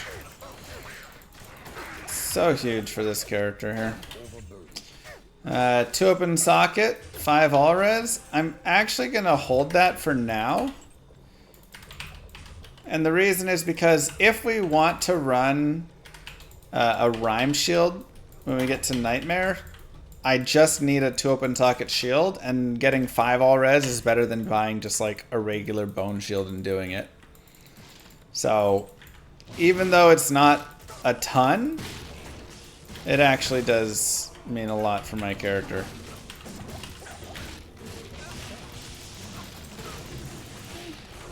Be a little careful on the thrashers here, otherwise go crush them and let's go. I blamed democracy. Hey, I'm just saying it was chat's fault.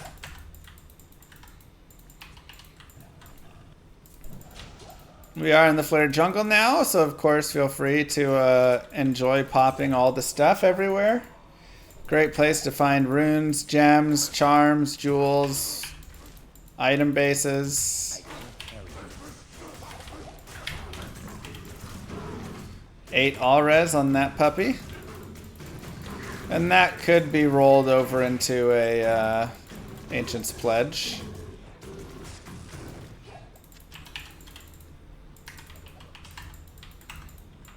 Get 3 open socket, but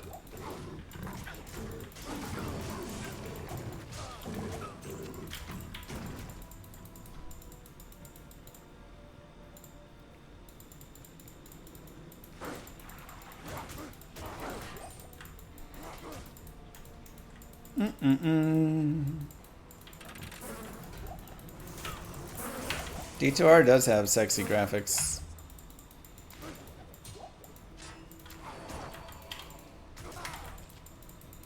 Just plain and simple. Looks good, man.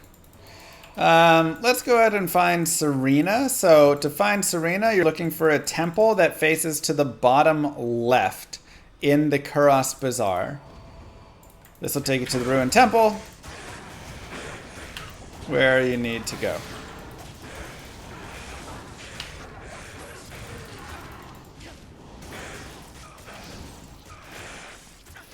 Some nice experience first off, so if you do want to farm any experience, this is totally a fine place to do it.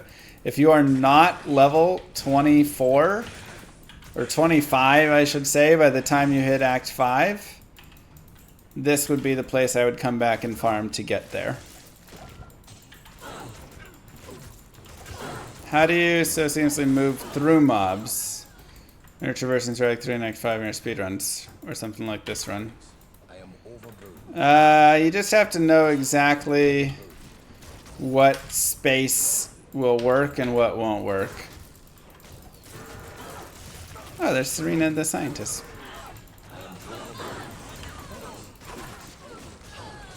So you just have to know, will this block me or not? And that's just all practice of having done it I was going to say 1,000 times, 1,000,000 times. What do I have in here? We got that. Okay. Go ahead and grab my mess and stone. And head on out. So if you want to keep farming here, just get this waypoint in the Kuros Bazaar, and then you can just do that over and over. Like I said, great experience down in there, and that's a great place to level up to 25, so then you can start farming in Act 5.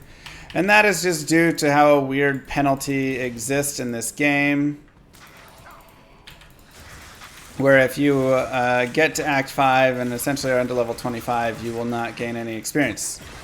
Or you'll get so little experience that it feels like it's basically gaining no experience. Okay, we hit level 20 there, so now we're just going to come back and get resist fire aura. And more vitality. And we can continue forward here.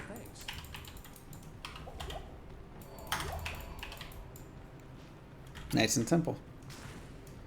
So we got a good easy map there on Series level 1. It's very nice.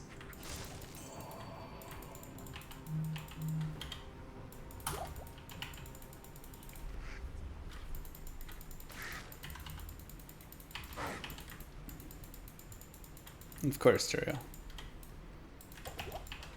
And for Travancore, I'm just going to go down to players 1. We could fight them on a higher player count. Our mercenary would definitely die. We would do okay, though.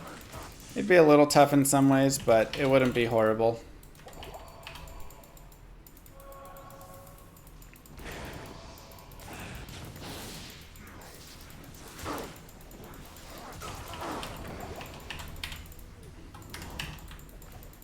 That is subs, but in the next 3 to 5 days, oof, that number is going to drop a lot. Since we had all the gifted subs at the start of the D4 piece there. That's a nice belt. The thing is, we already have his Horus belt, so... Is it crazy better than that? No. There's a bunch of poison res. I'll hold it for now, but we'll trash that soon enough. Oh, there are probably like 2,500 D4 subs or something from the, or maybe like 2,000.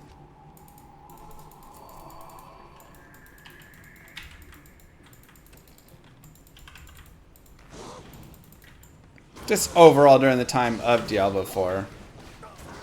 Plus the gifted and all those things. So, like I said, we'll see some big fall off there.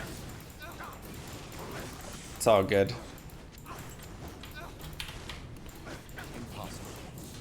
Oh yeah, I forgot. Okay, so we'll do that. We'll do here. Kill Torque with Kaleem's Flail just to rub it in. And then we'll put that on. And we can sell while we wait.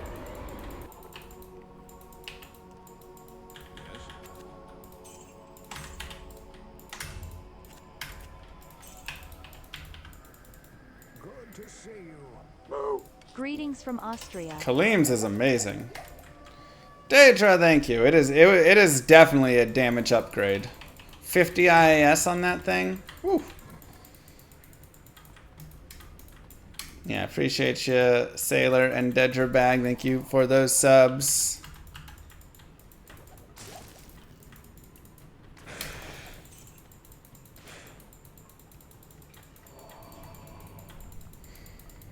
This game we played in 2100. Oh no, I think everybody will have moved on to Llama RPG by then. But there will still be some people that, you know, will be playing it.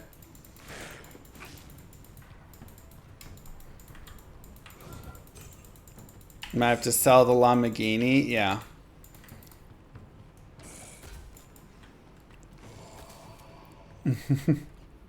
Incredible luck in these maps. You say that, but this one looks like a wraparound or really bad there. It's a wrapper. Diablo 2 or 4? I think overall I'm a D2 fan a little more. It's locked. For Mephisto, feel free to be players 1, players 3, whatever you would like. I'm going to go players... let's go players 3 on Mephisto. We'll see what we can get from him. We'll see what he gives us. I think PoE 2 will do better than D4. I think it will and it won't. It will in that I think it'll have better life. It won't in that I think, you know, it's not going to make the $1 billion of Diablo 4 because it's going to be not having a $1 billion marketing budget and stuff, you know. Non-RPG is not pay to win, no. It's like so anti-pay to win. It's insane. Okay.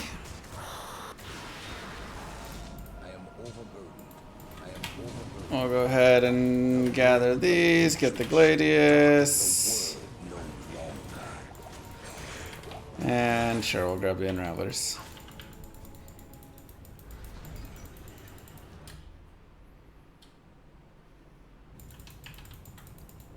How do you change player count resurrection? Same, just slash players, space, whatever. Okay, some nice damage for all that. I have to turn in my Act 3 pieces. Let me get this really fast.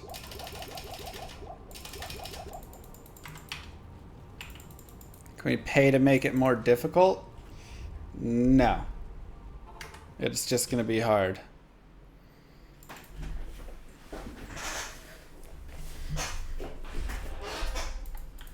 Is there going to be a passive skill upgrade to change my llama spit to make it corrosive?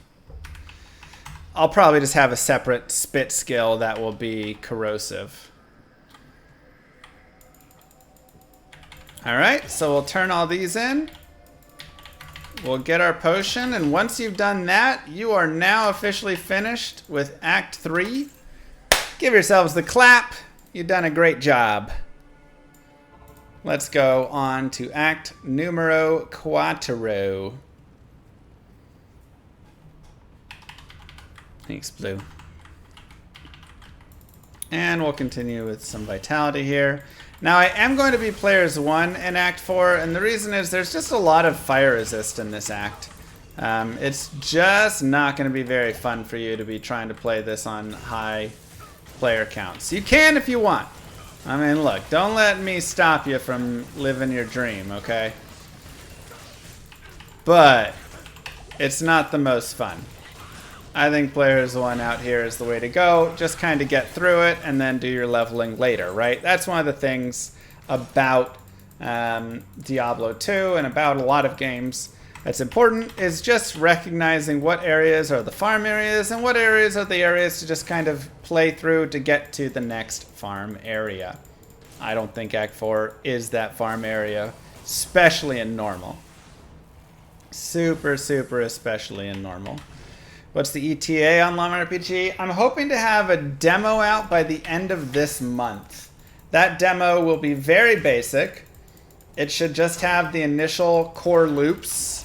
But hopefully it'll be something where we can get a character, go out, fight monsters, get items, have some basic graphics for all the items.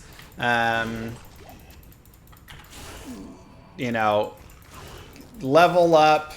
Put points into stats, put points into skills, go to a vendor, heal, buy an item. I would love to have like PvP added in, but that may be a little bit of a stretch. But I think that would be the best part to bring in, so then people can actually go PvP against each other.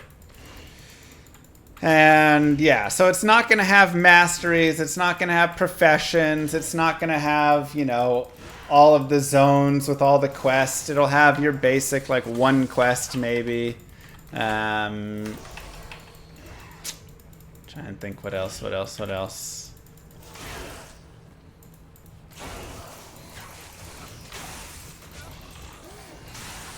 That probably covers most of it.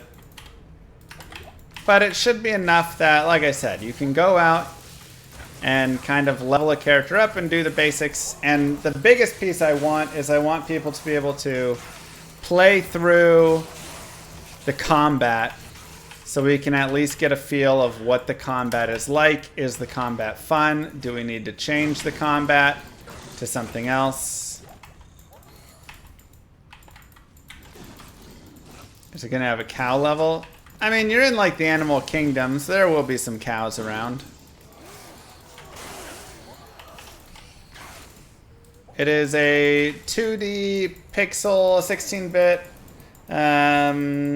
turn-based RPG game that tries to add in this new creative combat style that I've built out. that I'm hoping is like the proprietary, you know, like thing that makes it a really fun game. Will there be limitations to access? If you want access, !RPG Discord. There's a Discord server right there, and I will be reaching out through there probably for all that stuff.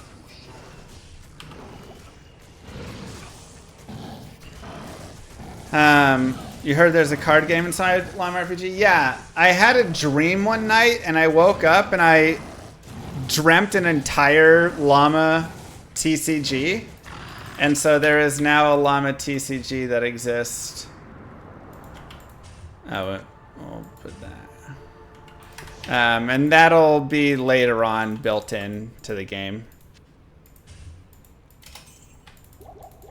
So there's plenty of things that'll be built like over time.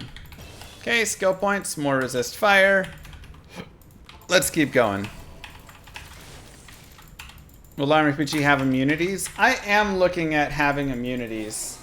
I'm looking at two things. Number one, maybe it's not immunities per se, but it's very high resistances.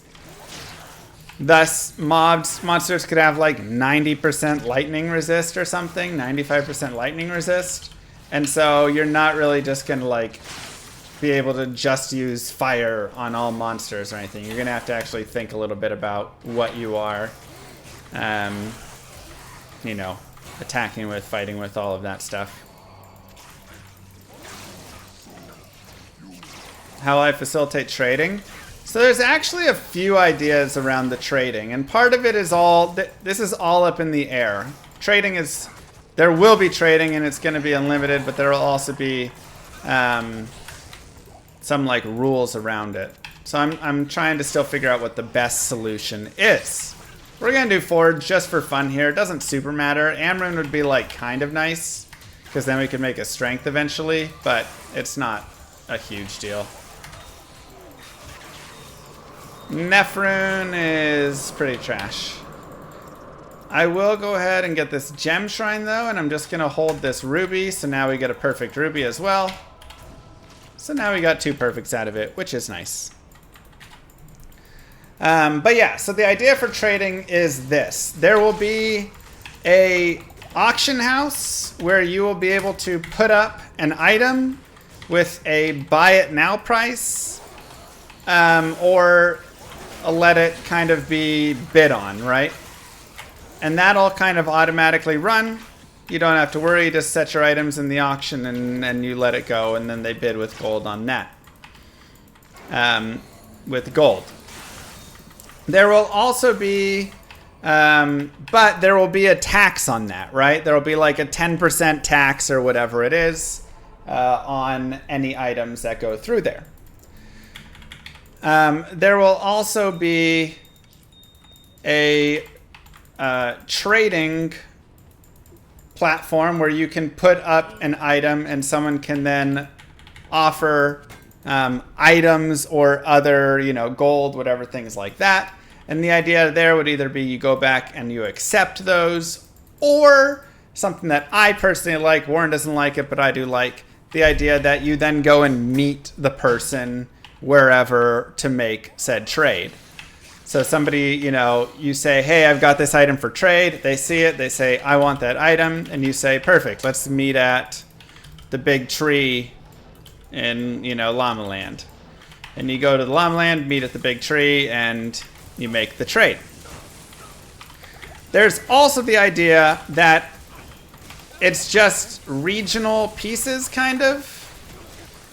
And so there's all the different regional trading markets, and you just go to one of those regional trading markets and make any trades with items and pieces there.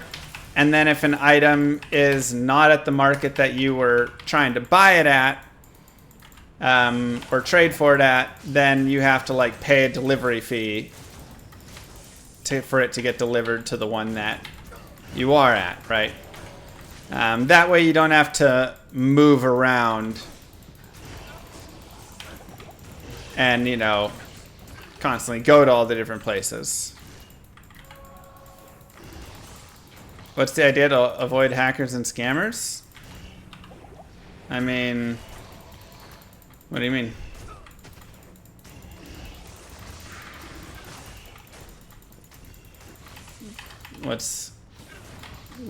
I mean, they're not going to be hacking, scamming that system. If they are, then I ban them.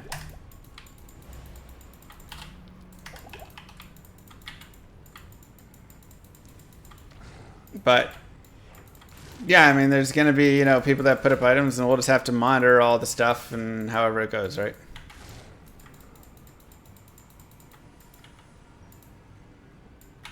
I mean, the system is when they're trading you, they put up the item and you put up the item and press checks. So if you don't check the item that you're trading for, I guess you can get scammed, yes. Not a ton of devs here. Got like one guy, a couple people doing a little bit of dev work. Warren's the main dev. Yo Llama, what's the best single item for this Pally build? Grief? Yeah, I mean, grief would be godlike. So at this point, something to note about what I'm doing right here is I'm trying to get some damage in while not aggroing the main boss. And if the main boss does not get aggroed, then all of the minions do not get aggroed as well. Thus, they will just run around and pop in a little bit, but still get hit by some burn damage by little hits that I have. So it's a nice way that you can kind of chip away at the mobs without getting the full aggro of all of them. There's essentially a leash that monsters have to the boss, and you're kind of abusing the leash a little bit. However, it looks like our mercenary is done abusing the leash. It's harder to do with a mercenary because he's going to be moving in. So he's just going to die. And that's okay. We're pretty strong. We'll be able to clear this out pretty well. If we had even higher fire resist, I really wouldn't worry much at all. But with only 38%, I wanted to at least get a little bit of damage done right there. Put myself in a slightly better spot.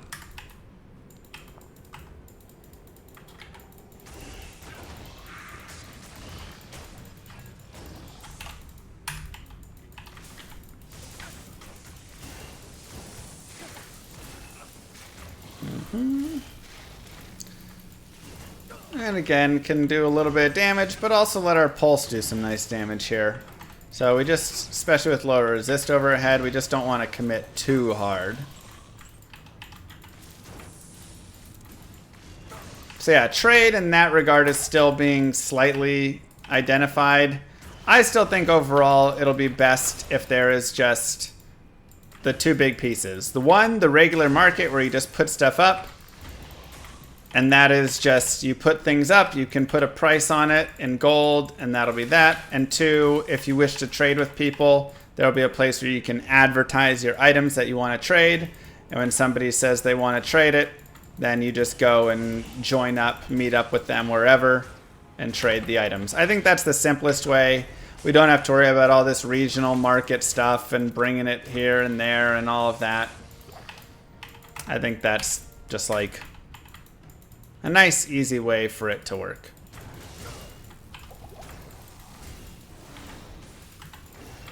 And thus, it also kind of gives you, again, that general idea of if you want to be a little bit lazier, you just put it up on the auction house or on a trade market, and it's just people come in, drop their, offers on it, and cool. You get, whatever gold minus the tax that's imposed.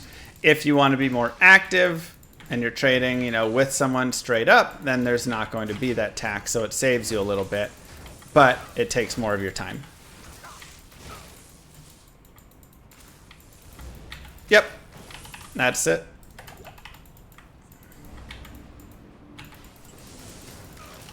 It's in such low DPS. Are you using Holy Fire there? What does the tax go towards? It goes towards having sinks in the game. Or drains, I should say.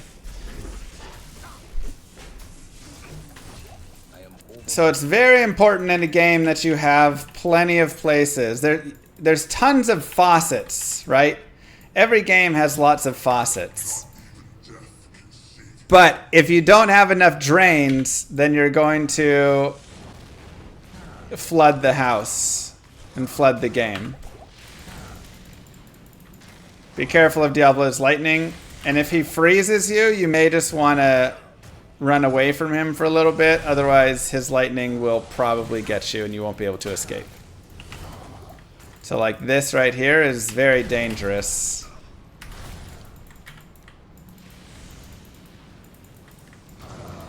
So with game design, that's one of the a really important thing to think about that I don't think every game does think about.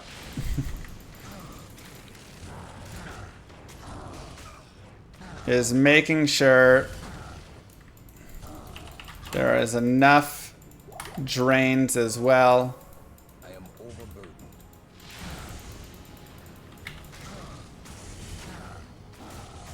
So that the economy can stabilize and not just always inflate nonstop with like crazy inflation because everything just floods in.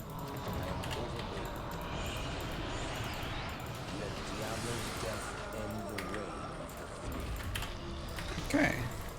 Seems like most large gold-based economies adopt a token that anchors in-game currency to real money. Do you plan to do this? No, the game is not going to be pay to win. There's not going to be any way to get your money out of this.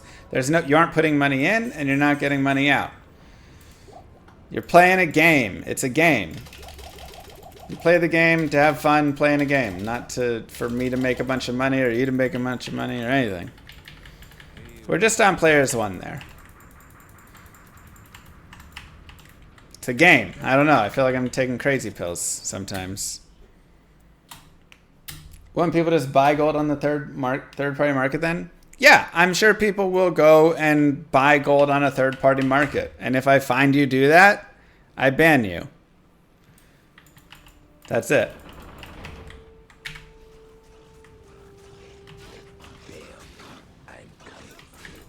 What about the quest that you have to pay to kill the boss? Oh, you mean the boss pay and win? Yeah, that is pay to win. But he doesn't give you anything, so you don't actually win. You win a sense of pride and accomplishment. So that's nice.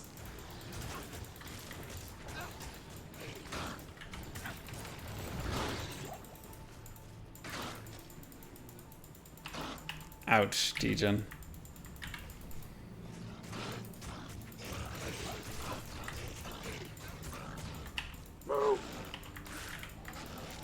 Just wondering if a great exchange system would be possible, though. Thank you, Deckard. What do you mean? If we built a system where people could pay money for tokens and use those tokens as currency? That literally is the whole purpose of exactly what we would hate to do.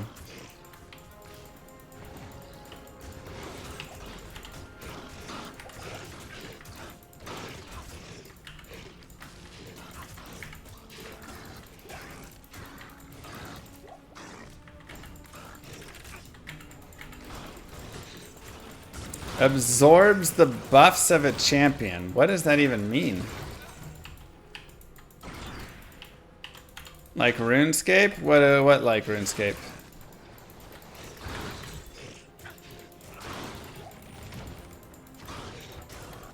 Oh, Headhunter. No.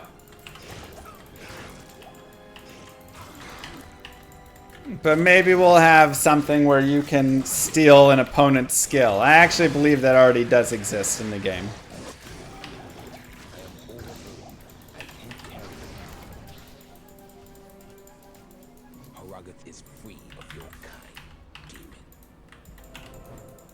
Okay, continue with resist fire and vitality. And now we're level 27 and we can do a little bit of farm if we would like right here. And I will show you exactly how in 1 second.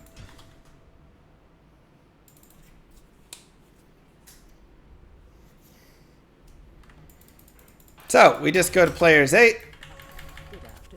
Let me just sell some of these things, get some money. 59 mana is nice if we liked mana for this.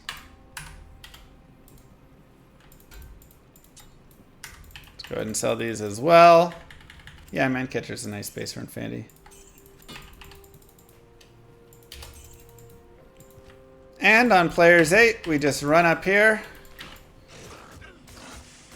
And we fight Eldritch. And look at my experience bar. For killing all of Eldritch and his minions. Pretty nice.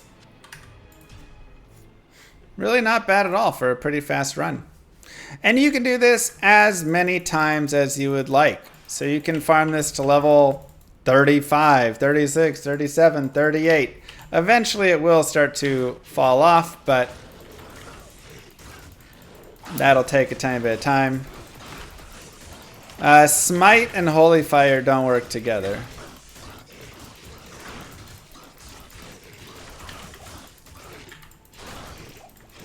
Follow my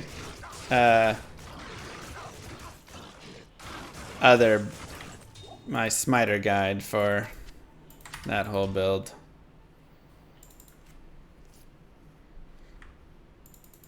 However, had a lidless wall drop. Yeah. Yeah, a couple times.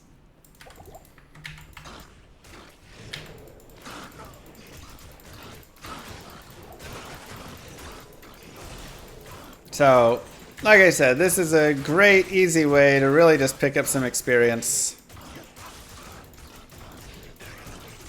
I mean, we'll only be taking this through Nightmare. You could take it a little further. It'll be kind of hard, Nightmare Act 4. Then it'll work and probably take you through, like, Hell Act 3. But Hell Act 4, the Holy Fire, is just going to absolutely be garbage. Go resist fire and more vitality. Like I said, we could definitely continue just fighting that over and over if we wanted. But I'm just going to move forward. I will go ahead and save the Barbies, as Ral or Tal are nice runes for us.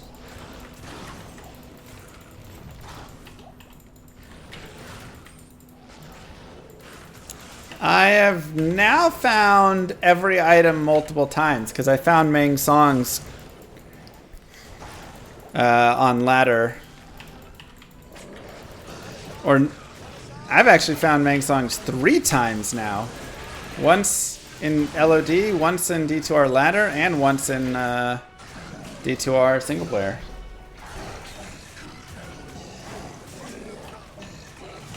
So yeah, I have found every item multiple times, except Zodrun. Zodrun is the only item I have found a single time. Item, you know. Want to make black for boss damage? Either a black or a strength, just something that'll get us there. Some sort of crushing blow. I have cubed multiple Zods though. So why did Tears Might custom reaction? It's the rarest item in the game, man. Why does Diablo 2 feel so good compared to Diablo 4? I mean, again, it's personal opinion. For some people, they find Diablo 4 feels better and Diablo 2 feels boring to them. I think it's, A, the itemization is godlike in Diablo 2. B, there's not any of the, like, annoyance. I mean, there are annoyances in Diablo 2, but there's not annoyances like vulnerable, blah, blah, blah, flat, like text flashing all over your screen, UI fits in with the game, like those sorts of things. The world fits and feels better that way. There's better monster variety. You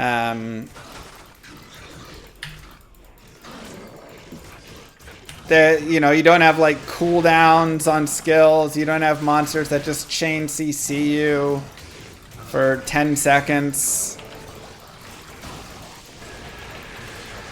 So this game like doesn't baby you, but also doesn't like crazy punish you with like every monster having an on the ground death effect.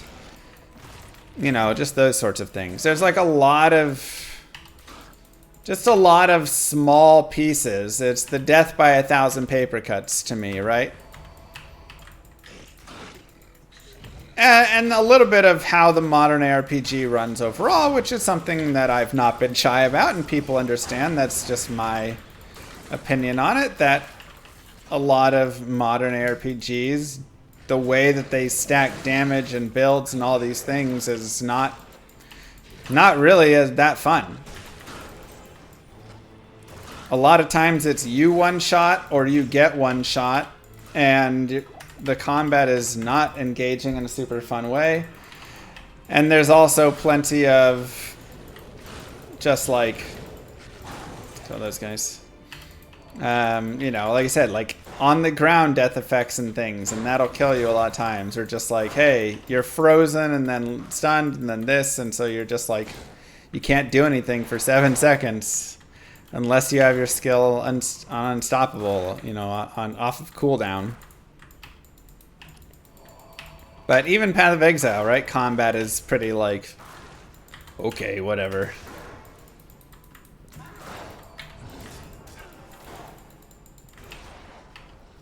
Yeah, I think the dynamics leveling open world really has failed in Diablo 4, unfortunately. And I think a large reason for that failure... By the way, we want to go do Frozen River so we can get Anya. I think a big reason for that failure is that the one, obviously, there's multiple reasons, right? One reason is obviously you feeling weaker as you're leveling up and how item progression works and everything. It's not like just a good feeling overall. It just doesn't like work very well. But I think a bigger reason to me even, which is a little different, is like, hey, you can almost sell me on this whole open world, everything scales, everything like that. But I don't care about the world. You know, they don't like bring you back around the world often enough. The only reason you ever go around the world is to just get to whatever nightmare dungeon. And now, nightmare dungeons are just rifts that you just right click and it teleports you there automatically. So the world is irrelevant now. So this whole idea that the world needed to be this open world with all this level scaling and stuff, it doesn't matter. Because you're just right clicking a nightmare sigil and being teleported right to it. So it's like, why did we spend all of this effort making it open world and making it so you're really going to be like moving all around if you're just going to be teleporting to dungeons in the end game, and that's going to be that, you know? I'm going to go down to players 1 for Frozen River just because it gets a little nasty in here sometimes.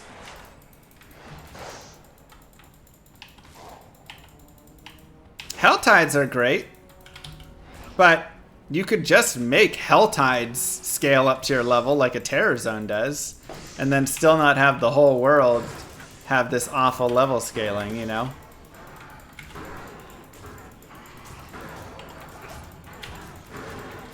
So, I think it kind of is in a failing state in that regard because it's like it just doesn't make sense.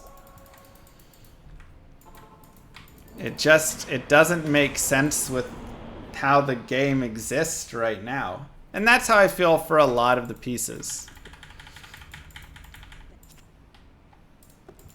I mean, yeah, I'm not arguing Diablo 2's got fantastic, crazy, great endgame. One of my favorite things to do is make a new character and play through the game again, because there isn't level scaling, and thus you get to enjoy all the difficulty as you play through over and over.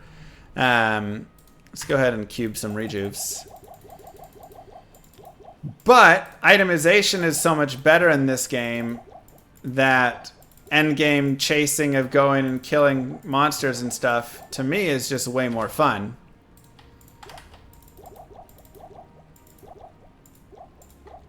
Go ahead and cube up some rejuves for later. So that's the reason why killing Mephisto 1,000 times in a row is like so much more fun. But at the same time, there's not even bosses to go farm in Diablo 4. And there's no like boss drops really. And then dungeons have all those objectives. And honestly, I just hate all the objectives. So, you know. It's like, yeah, I just get more excited to like go kill Mephisto 1,000 times. Repetition, as we've always said, is not the issue. The issue is fun repetition versus unfun repetition.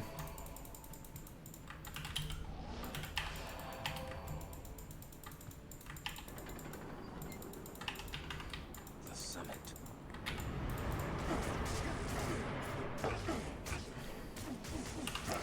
For Ancients, honestly, you'll just be able to murder them. If you are super worried about Talic, then what you can always do is you can always come down here. And it works better if you don't have a mercenary. But essentially you can come right here. And Talic will not whirlwind you if he's facing like this and he's this close to the edge. Because otherwise he would whirlwind off the edge. So that's a nice way that you can kind of prevent, you know, a horrible experience of that. We'll go with resist fire.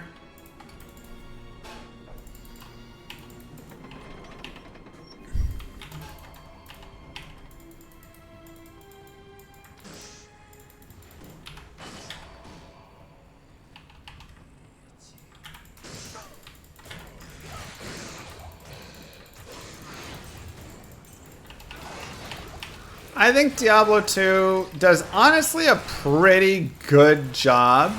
I think there is a little bit of room for some improvement items along the way towards, you know, maybe a couple of those endgame ones. Right? Like, before you get Enigma, it's like Viper Magi maybe everybody has on or something. It's like there could be something in between there a little bit better. So there's a little room for a few items to kind of fill in some gaps. But I think they do an okay job. And people like to talk crap on these endgame items in Diablo 4. And I say these endgame chase items in Diablo 4 are fantastic, but also absolute hot garbage. I don't mind that in Diablo 4 they put in items that are literally the odds of finding 500 Tyrael Smites. Right? Like, they are absolutely insane, the odds on finding these items. I don't mind it if there is a whole, like, yeah, I mean, it's insane. It's basically you will never find one of these items. Right? But I don't mind it if it's basically a whole, like, if there's a whole list of items leading up to it. Are the Arena GL weekly races coming back? Thank you, Q Barnes. Yeah, we will bring back some racing here eventually. When I get a little bit more stuff with baby scheduled and set, then we'll be able to bring them back a little bit better. Right? So if there is an item that is, you know, I mean, you just need way more items, first off. There's only like 30 uniques in that game or something. But if there are more items along the way, then yeah, there's nothing between your standard legendary or this whatever unique helm that you get and then till Shaco, which is basically impossible to drop. So it's like, let me find an item that is a 10th the rarity of Tyrael Smite, 100th the rarity of Tyrael Smite, a 5th the rarity of Tyrael Smite, the rarity of Tyrael Smite, the rarity of 2 Tyrael Smite, the rarity of 4 Tyrael Smites, the rarity of 8, right? Like, have so many of these items along the way to these crazy chase items that you feel like you can at least be chasing various things, and then, yo, if you eventually do drop one of these, that's amazing. But if not, cool. And to go along with it, trade needs to exist in the game. Because if I find this godly rare item, I want to be able to trade it off. I don't just want to sit on it and that's it. But yeah, allowing for more sense of progression with that would be huge for me personally. KAY. I caught live llama. Thank you, Chops. Usually just gotta watch on YT.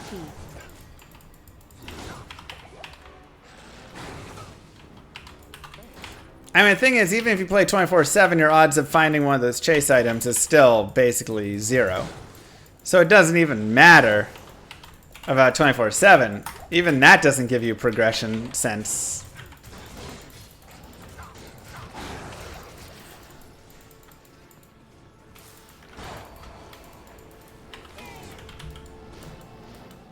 Okay, so now we're going to clear out the Throne of Destruction.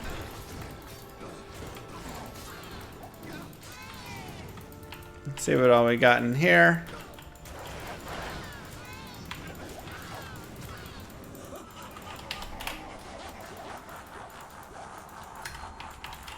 $16 attack rating. Just like so little. Set up a teepee just to be safe.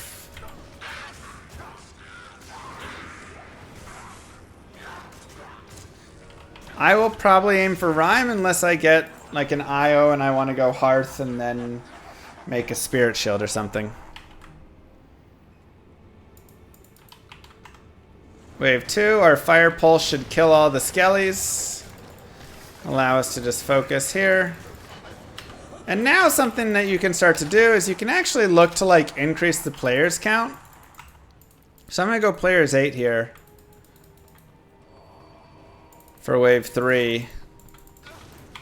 We're gonna lose Chaylin here probably. That's okay, but it's actually an okay experience to be had killing waves 3, 4, 5. So I'm gonna try and ride that train a little bit. Get a couple, get a level or so out of all of it. Wave 5 might be too hard for players 8, but we could maybe players 3 wave 5.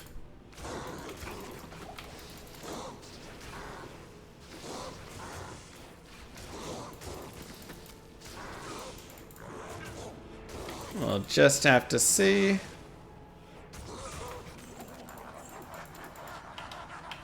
Wave 4, we'll go ahead and continue with the players 8. And again, we're just dragging these monsters out of the range of Decrepify from Bale. Thank you, Captain!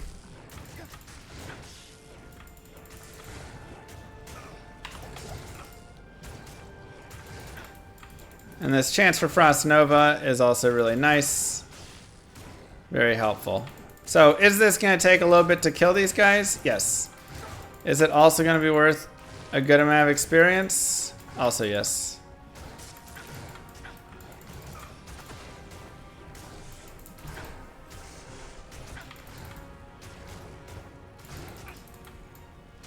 And their fire damage is actually not as bad as Infector there.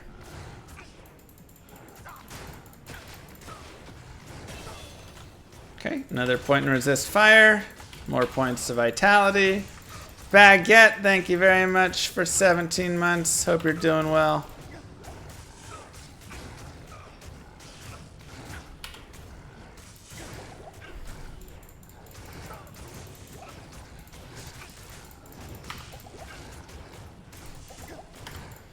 And we can pick them apart little by little here. So a decent spot because not all of them were able to attack me at once, which is helpful. Go get that's a healing potion.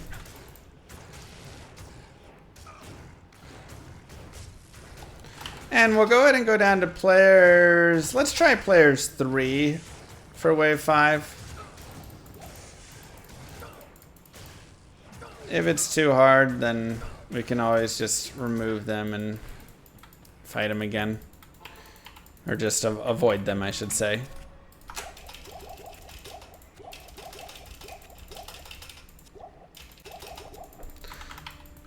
Go ahead and grab our mercenary.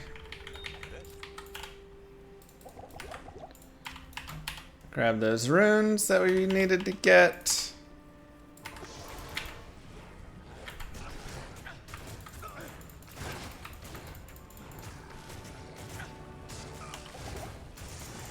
Chaylin.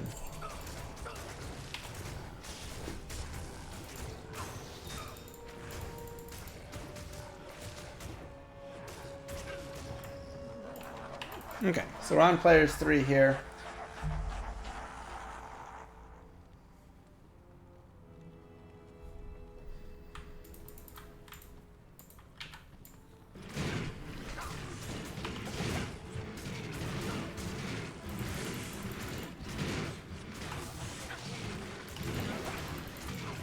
There we go. Got a nice Frost Nova hit, which is helpful. If we can keep these guys slowed, that'll help a lot for fighting them.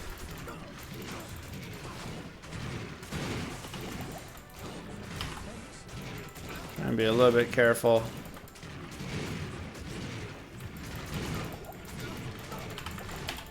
Again, just trying to go for a little extra experience.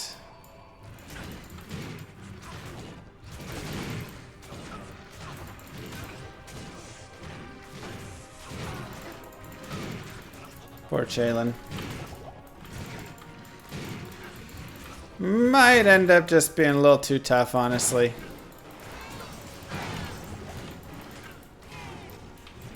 Might see if we can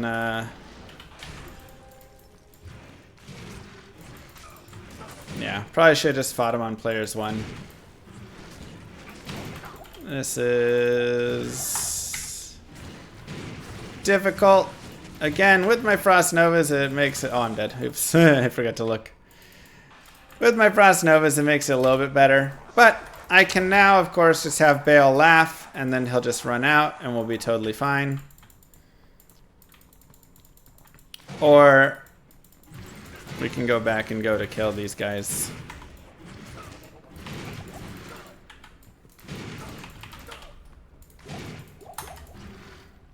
But it was worth a try. We'll just go here.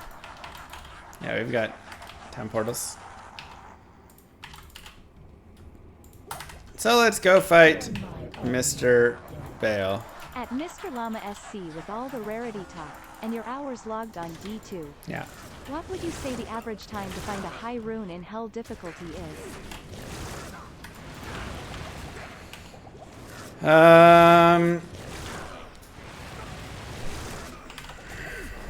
That's a really hard one to say.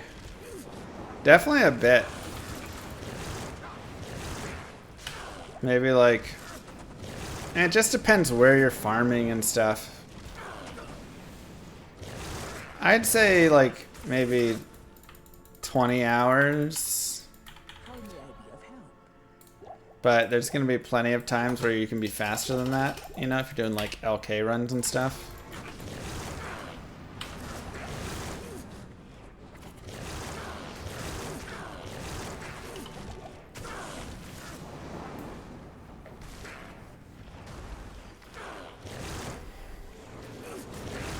Or slower if Fate's Cruel, or it depends how fast you kill things.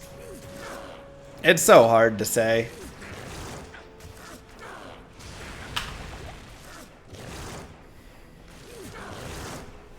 That's the problem. There's just way too many variables there.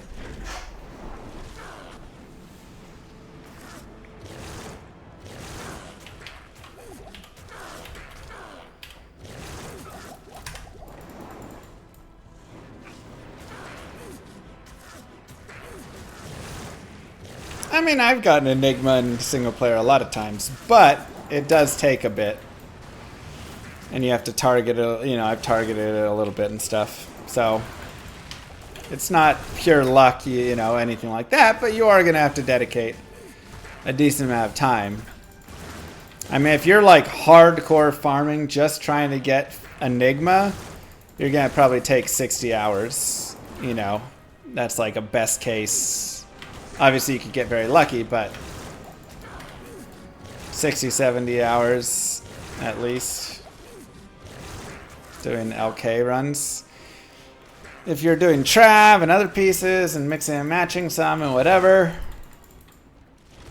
maybe like 150 runs.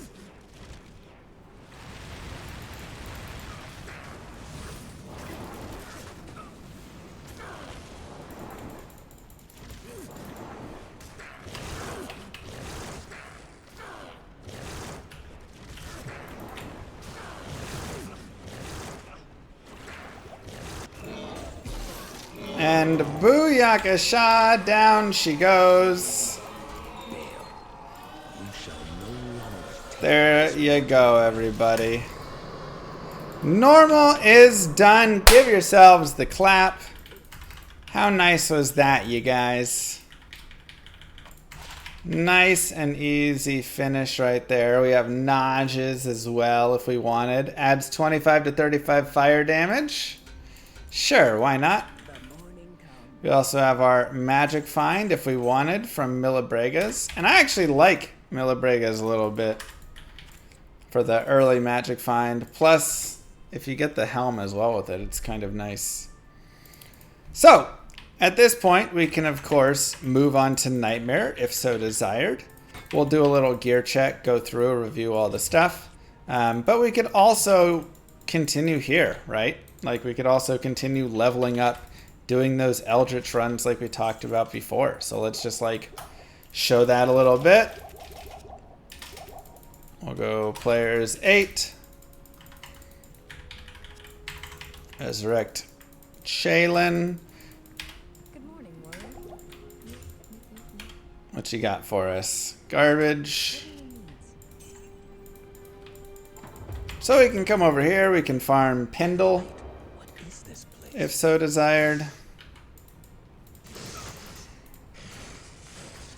We can farm Eldritch, Pindle. We could do Bale runs, honestly, if we want. You saw we could players 8, wave 3, and wave 4. For wave 5, probably just go players 1, but we could be doing that there. Not horrible experience. We're level 32 right now. I'll get another point and resist fire. Get more vitality. And go up to Frigid Highlands again, right? So you can kind of do this rotation if you would like. Oops, already killed that. You can kind of do this rotation if you would like. And remember to press R on the main menu to go to normal, N to go to Nightmare. Now, it also looks like Nilthak's Temple and the Temple Halls are terrorized, so if you want to do that, you could run around in there. But this is just normal farming. Just nice and easy. Killing some baddies out here.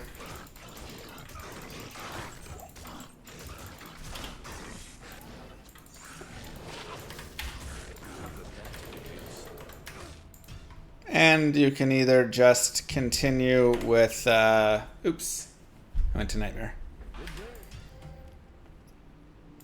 You can either just continue with this and farm up as high or as low of a level as you would like. Or you can go do Nightmare, go do whatever, right? I never picked up the cow's leg, did I? Or Wirt's leg, I mean, the cow's leg. I don't think I did.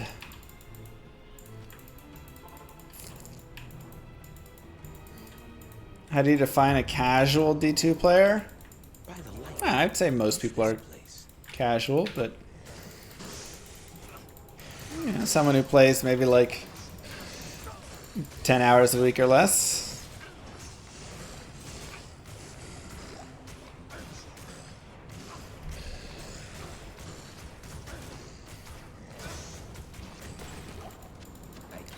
Yeah, we made this guide before. It wasn't bricked per se, but it just wasn't where I wanted it to be. So we're just kind of redoing it.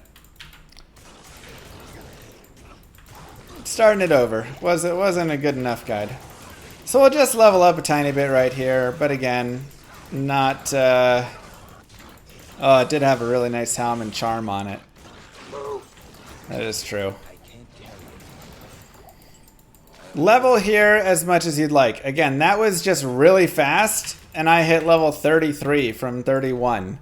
Like, you can just, again, keep leveling here, get those levels up. It'll make your experience going through a lot better. That being said, Nightmare Holy Fire is still pretty strong. Our chance to hit will be down some, but we will be A-okay, and especially once we get Cannot Be Frozen, that will improve stuff for us a lot. So we can always just kind of look out for that. Here's our gear rundown. We have Steel, we got Nauseous Circlet. I don't really have an amulet yet. 2 open socket shield to make rhyme with, potentially. Stealth. Some basic gloves from the beginning, but a little attack rating. Attack rating here. Hisaris belt, would love the boots. Fire resist ring. And some faster run walk, faster recovery, and Frost Nova. Booties. Charms are not great, but okay. We've got this helm as a potential. We got 10 all-res Rondich. And then just some various things. And we do have a Perfect Ruby, a Neph Rune. I don't have a jewel. I need a random jewel. So we can make some blood gloves when we want. Shank's generally not worth the time. Generally you're going to be doing just Eldritch and Pindle if you want, over and over. And yeah, this is our current character build, and he's just kind of rocking along. So you can definitely just get crushing through. You've got a lot of solid damage here. So can't wait to see you guys in part Nightmare. Continue farming, continue enjoying, and I'll see you guys there. Don't forget to like and subscribe, YouTube. Peace, everybody.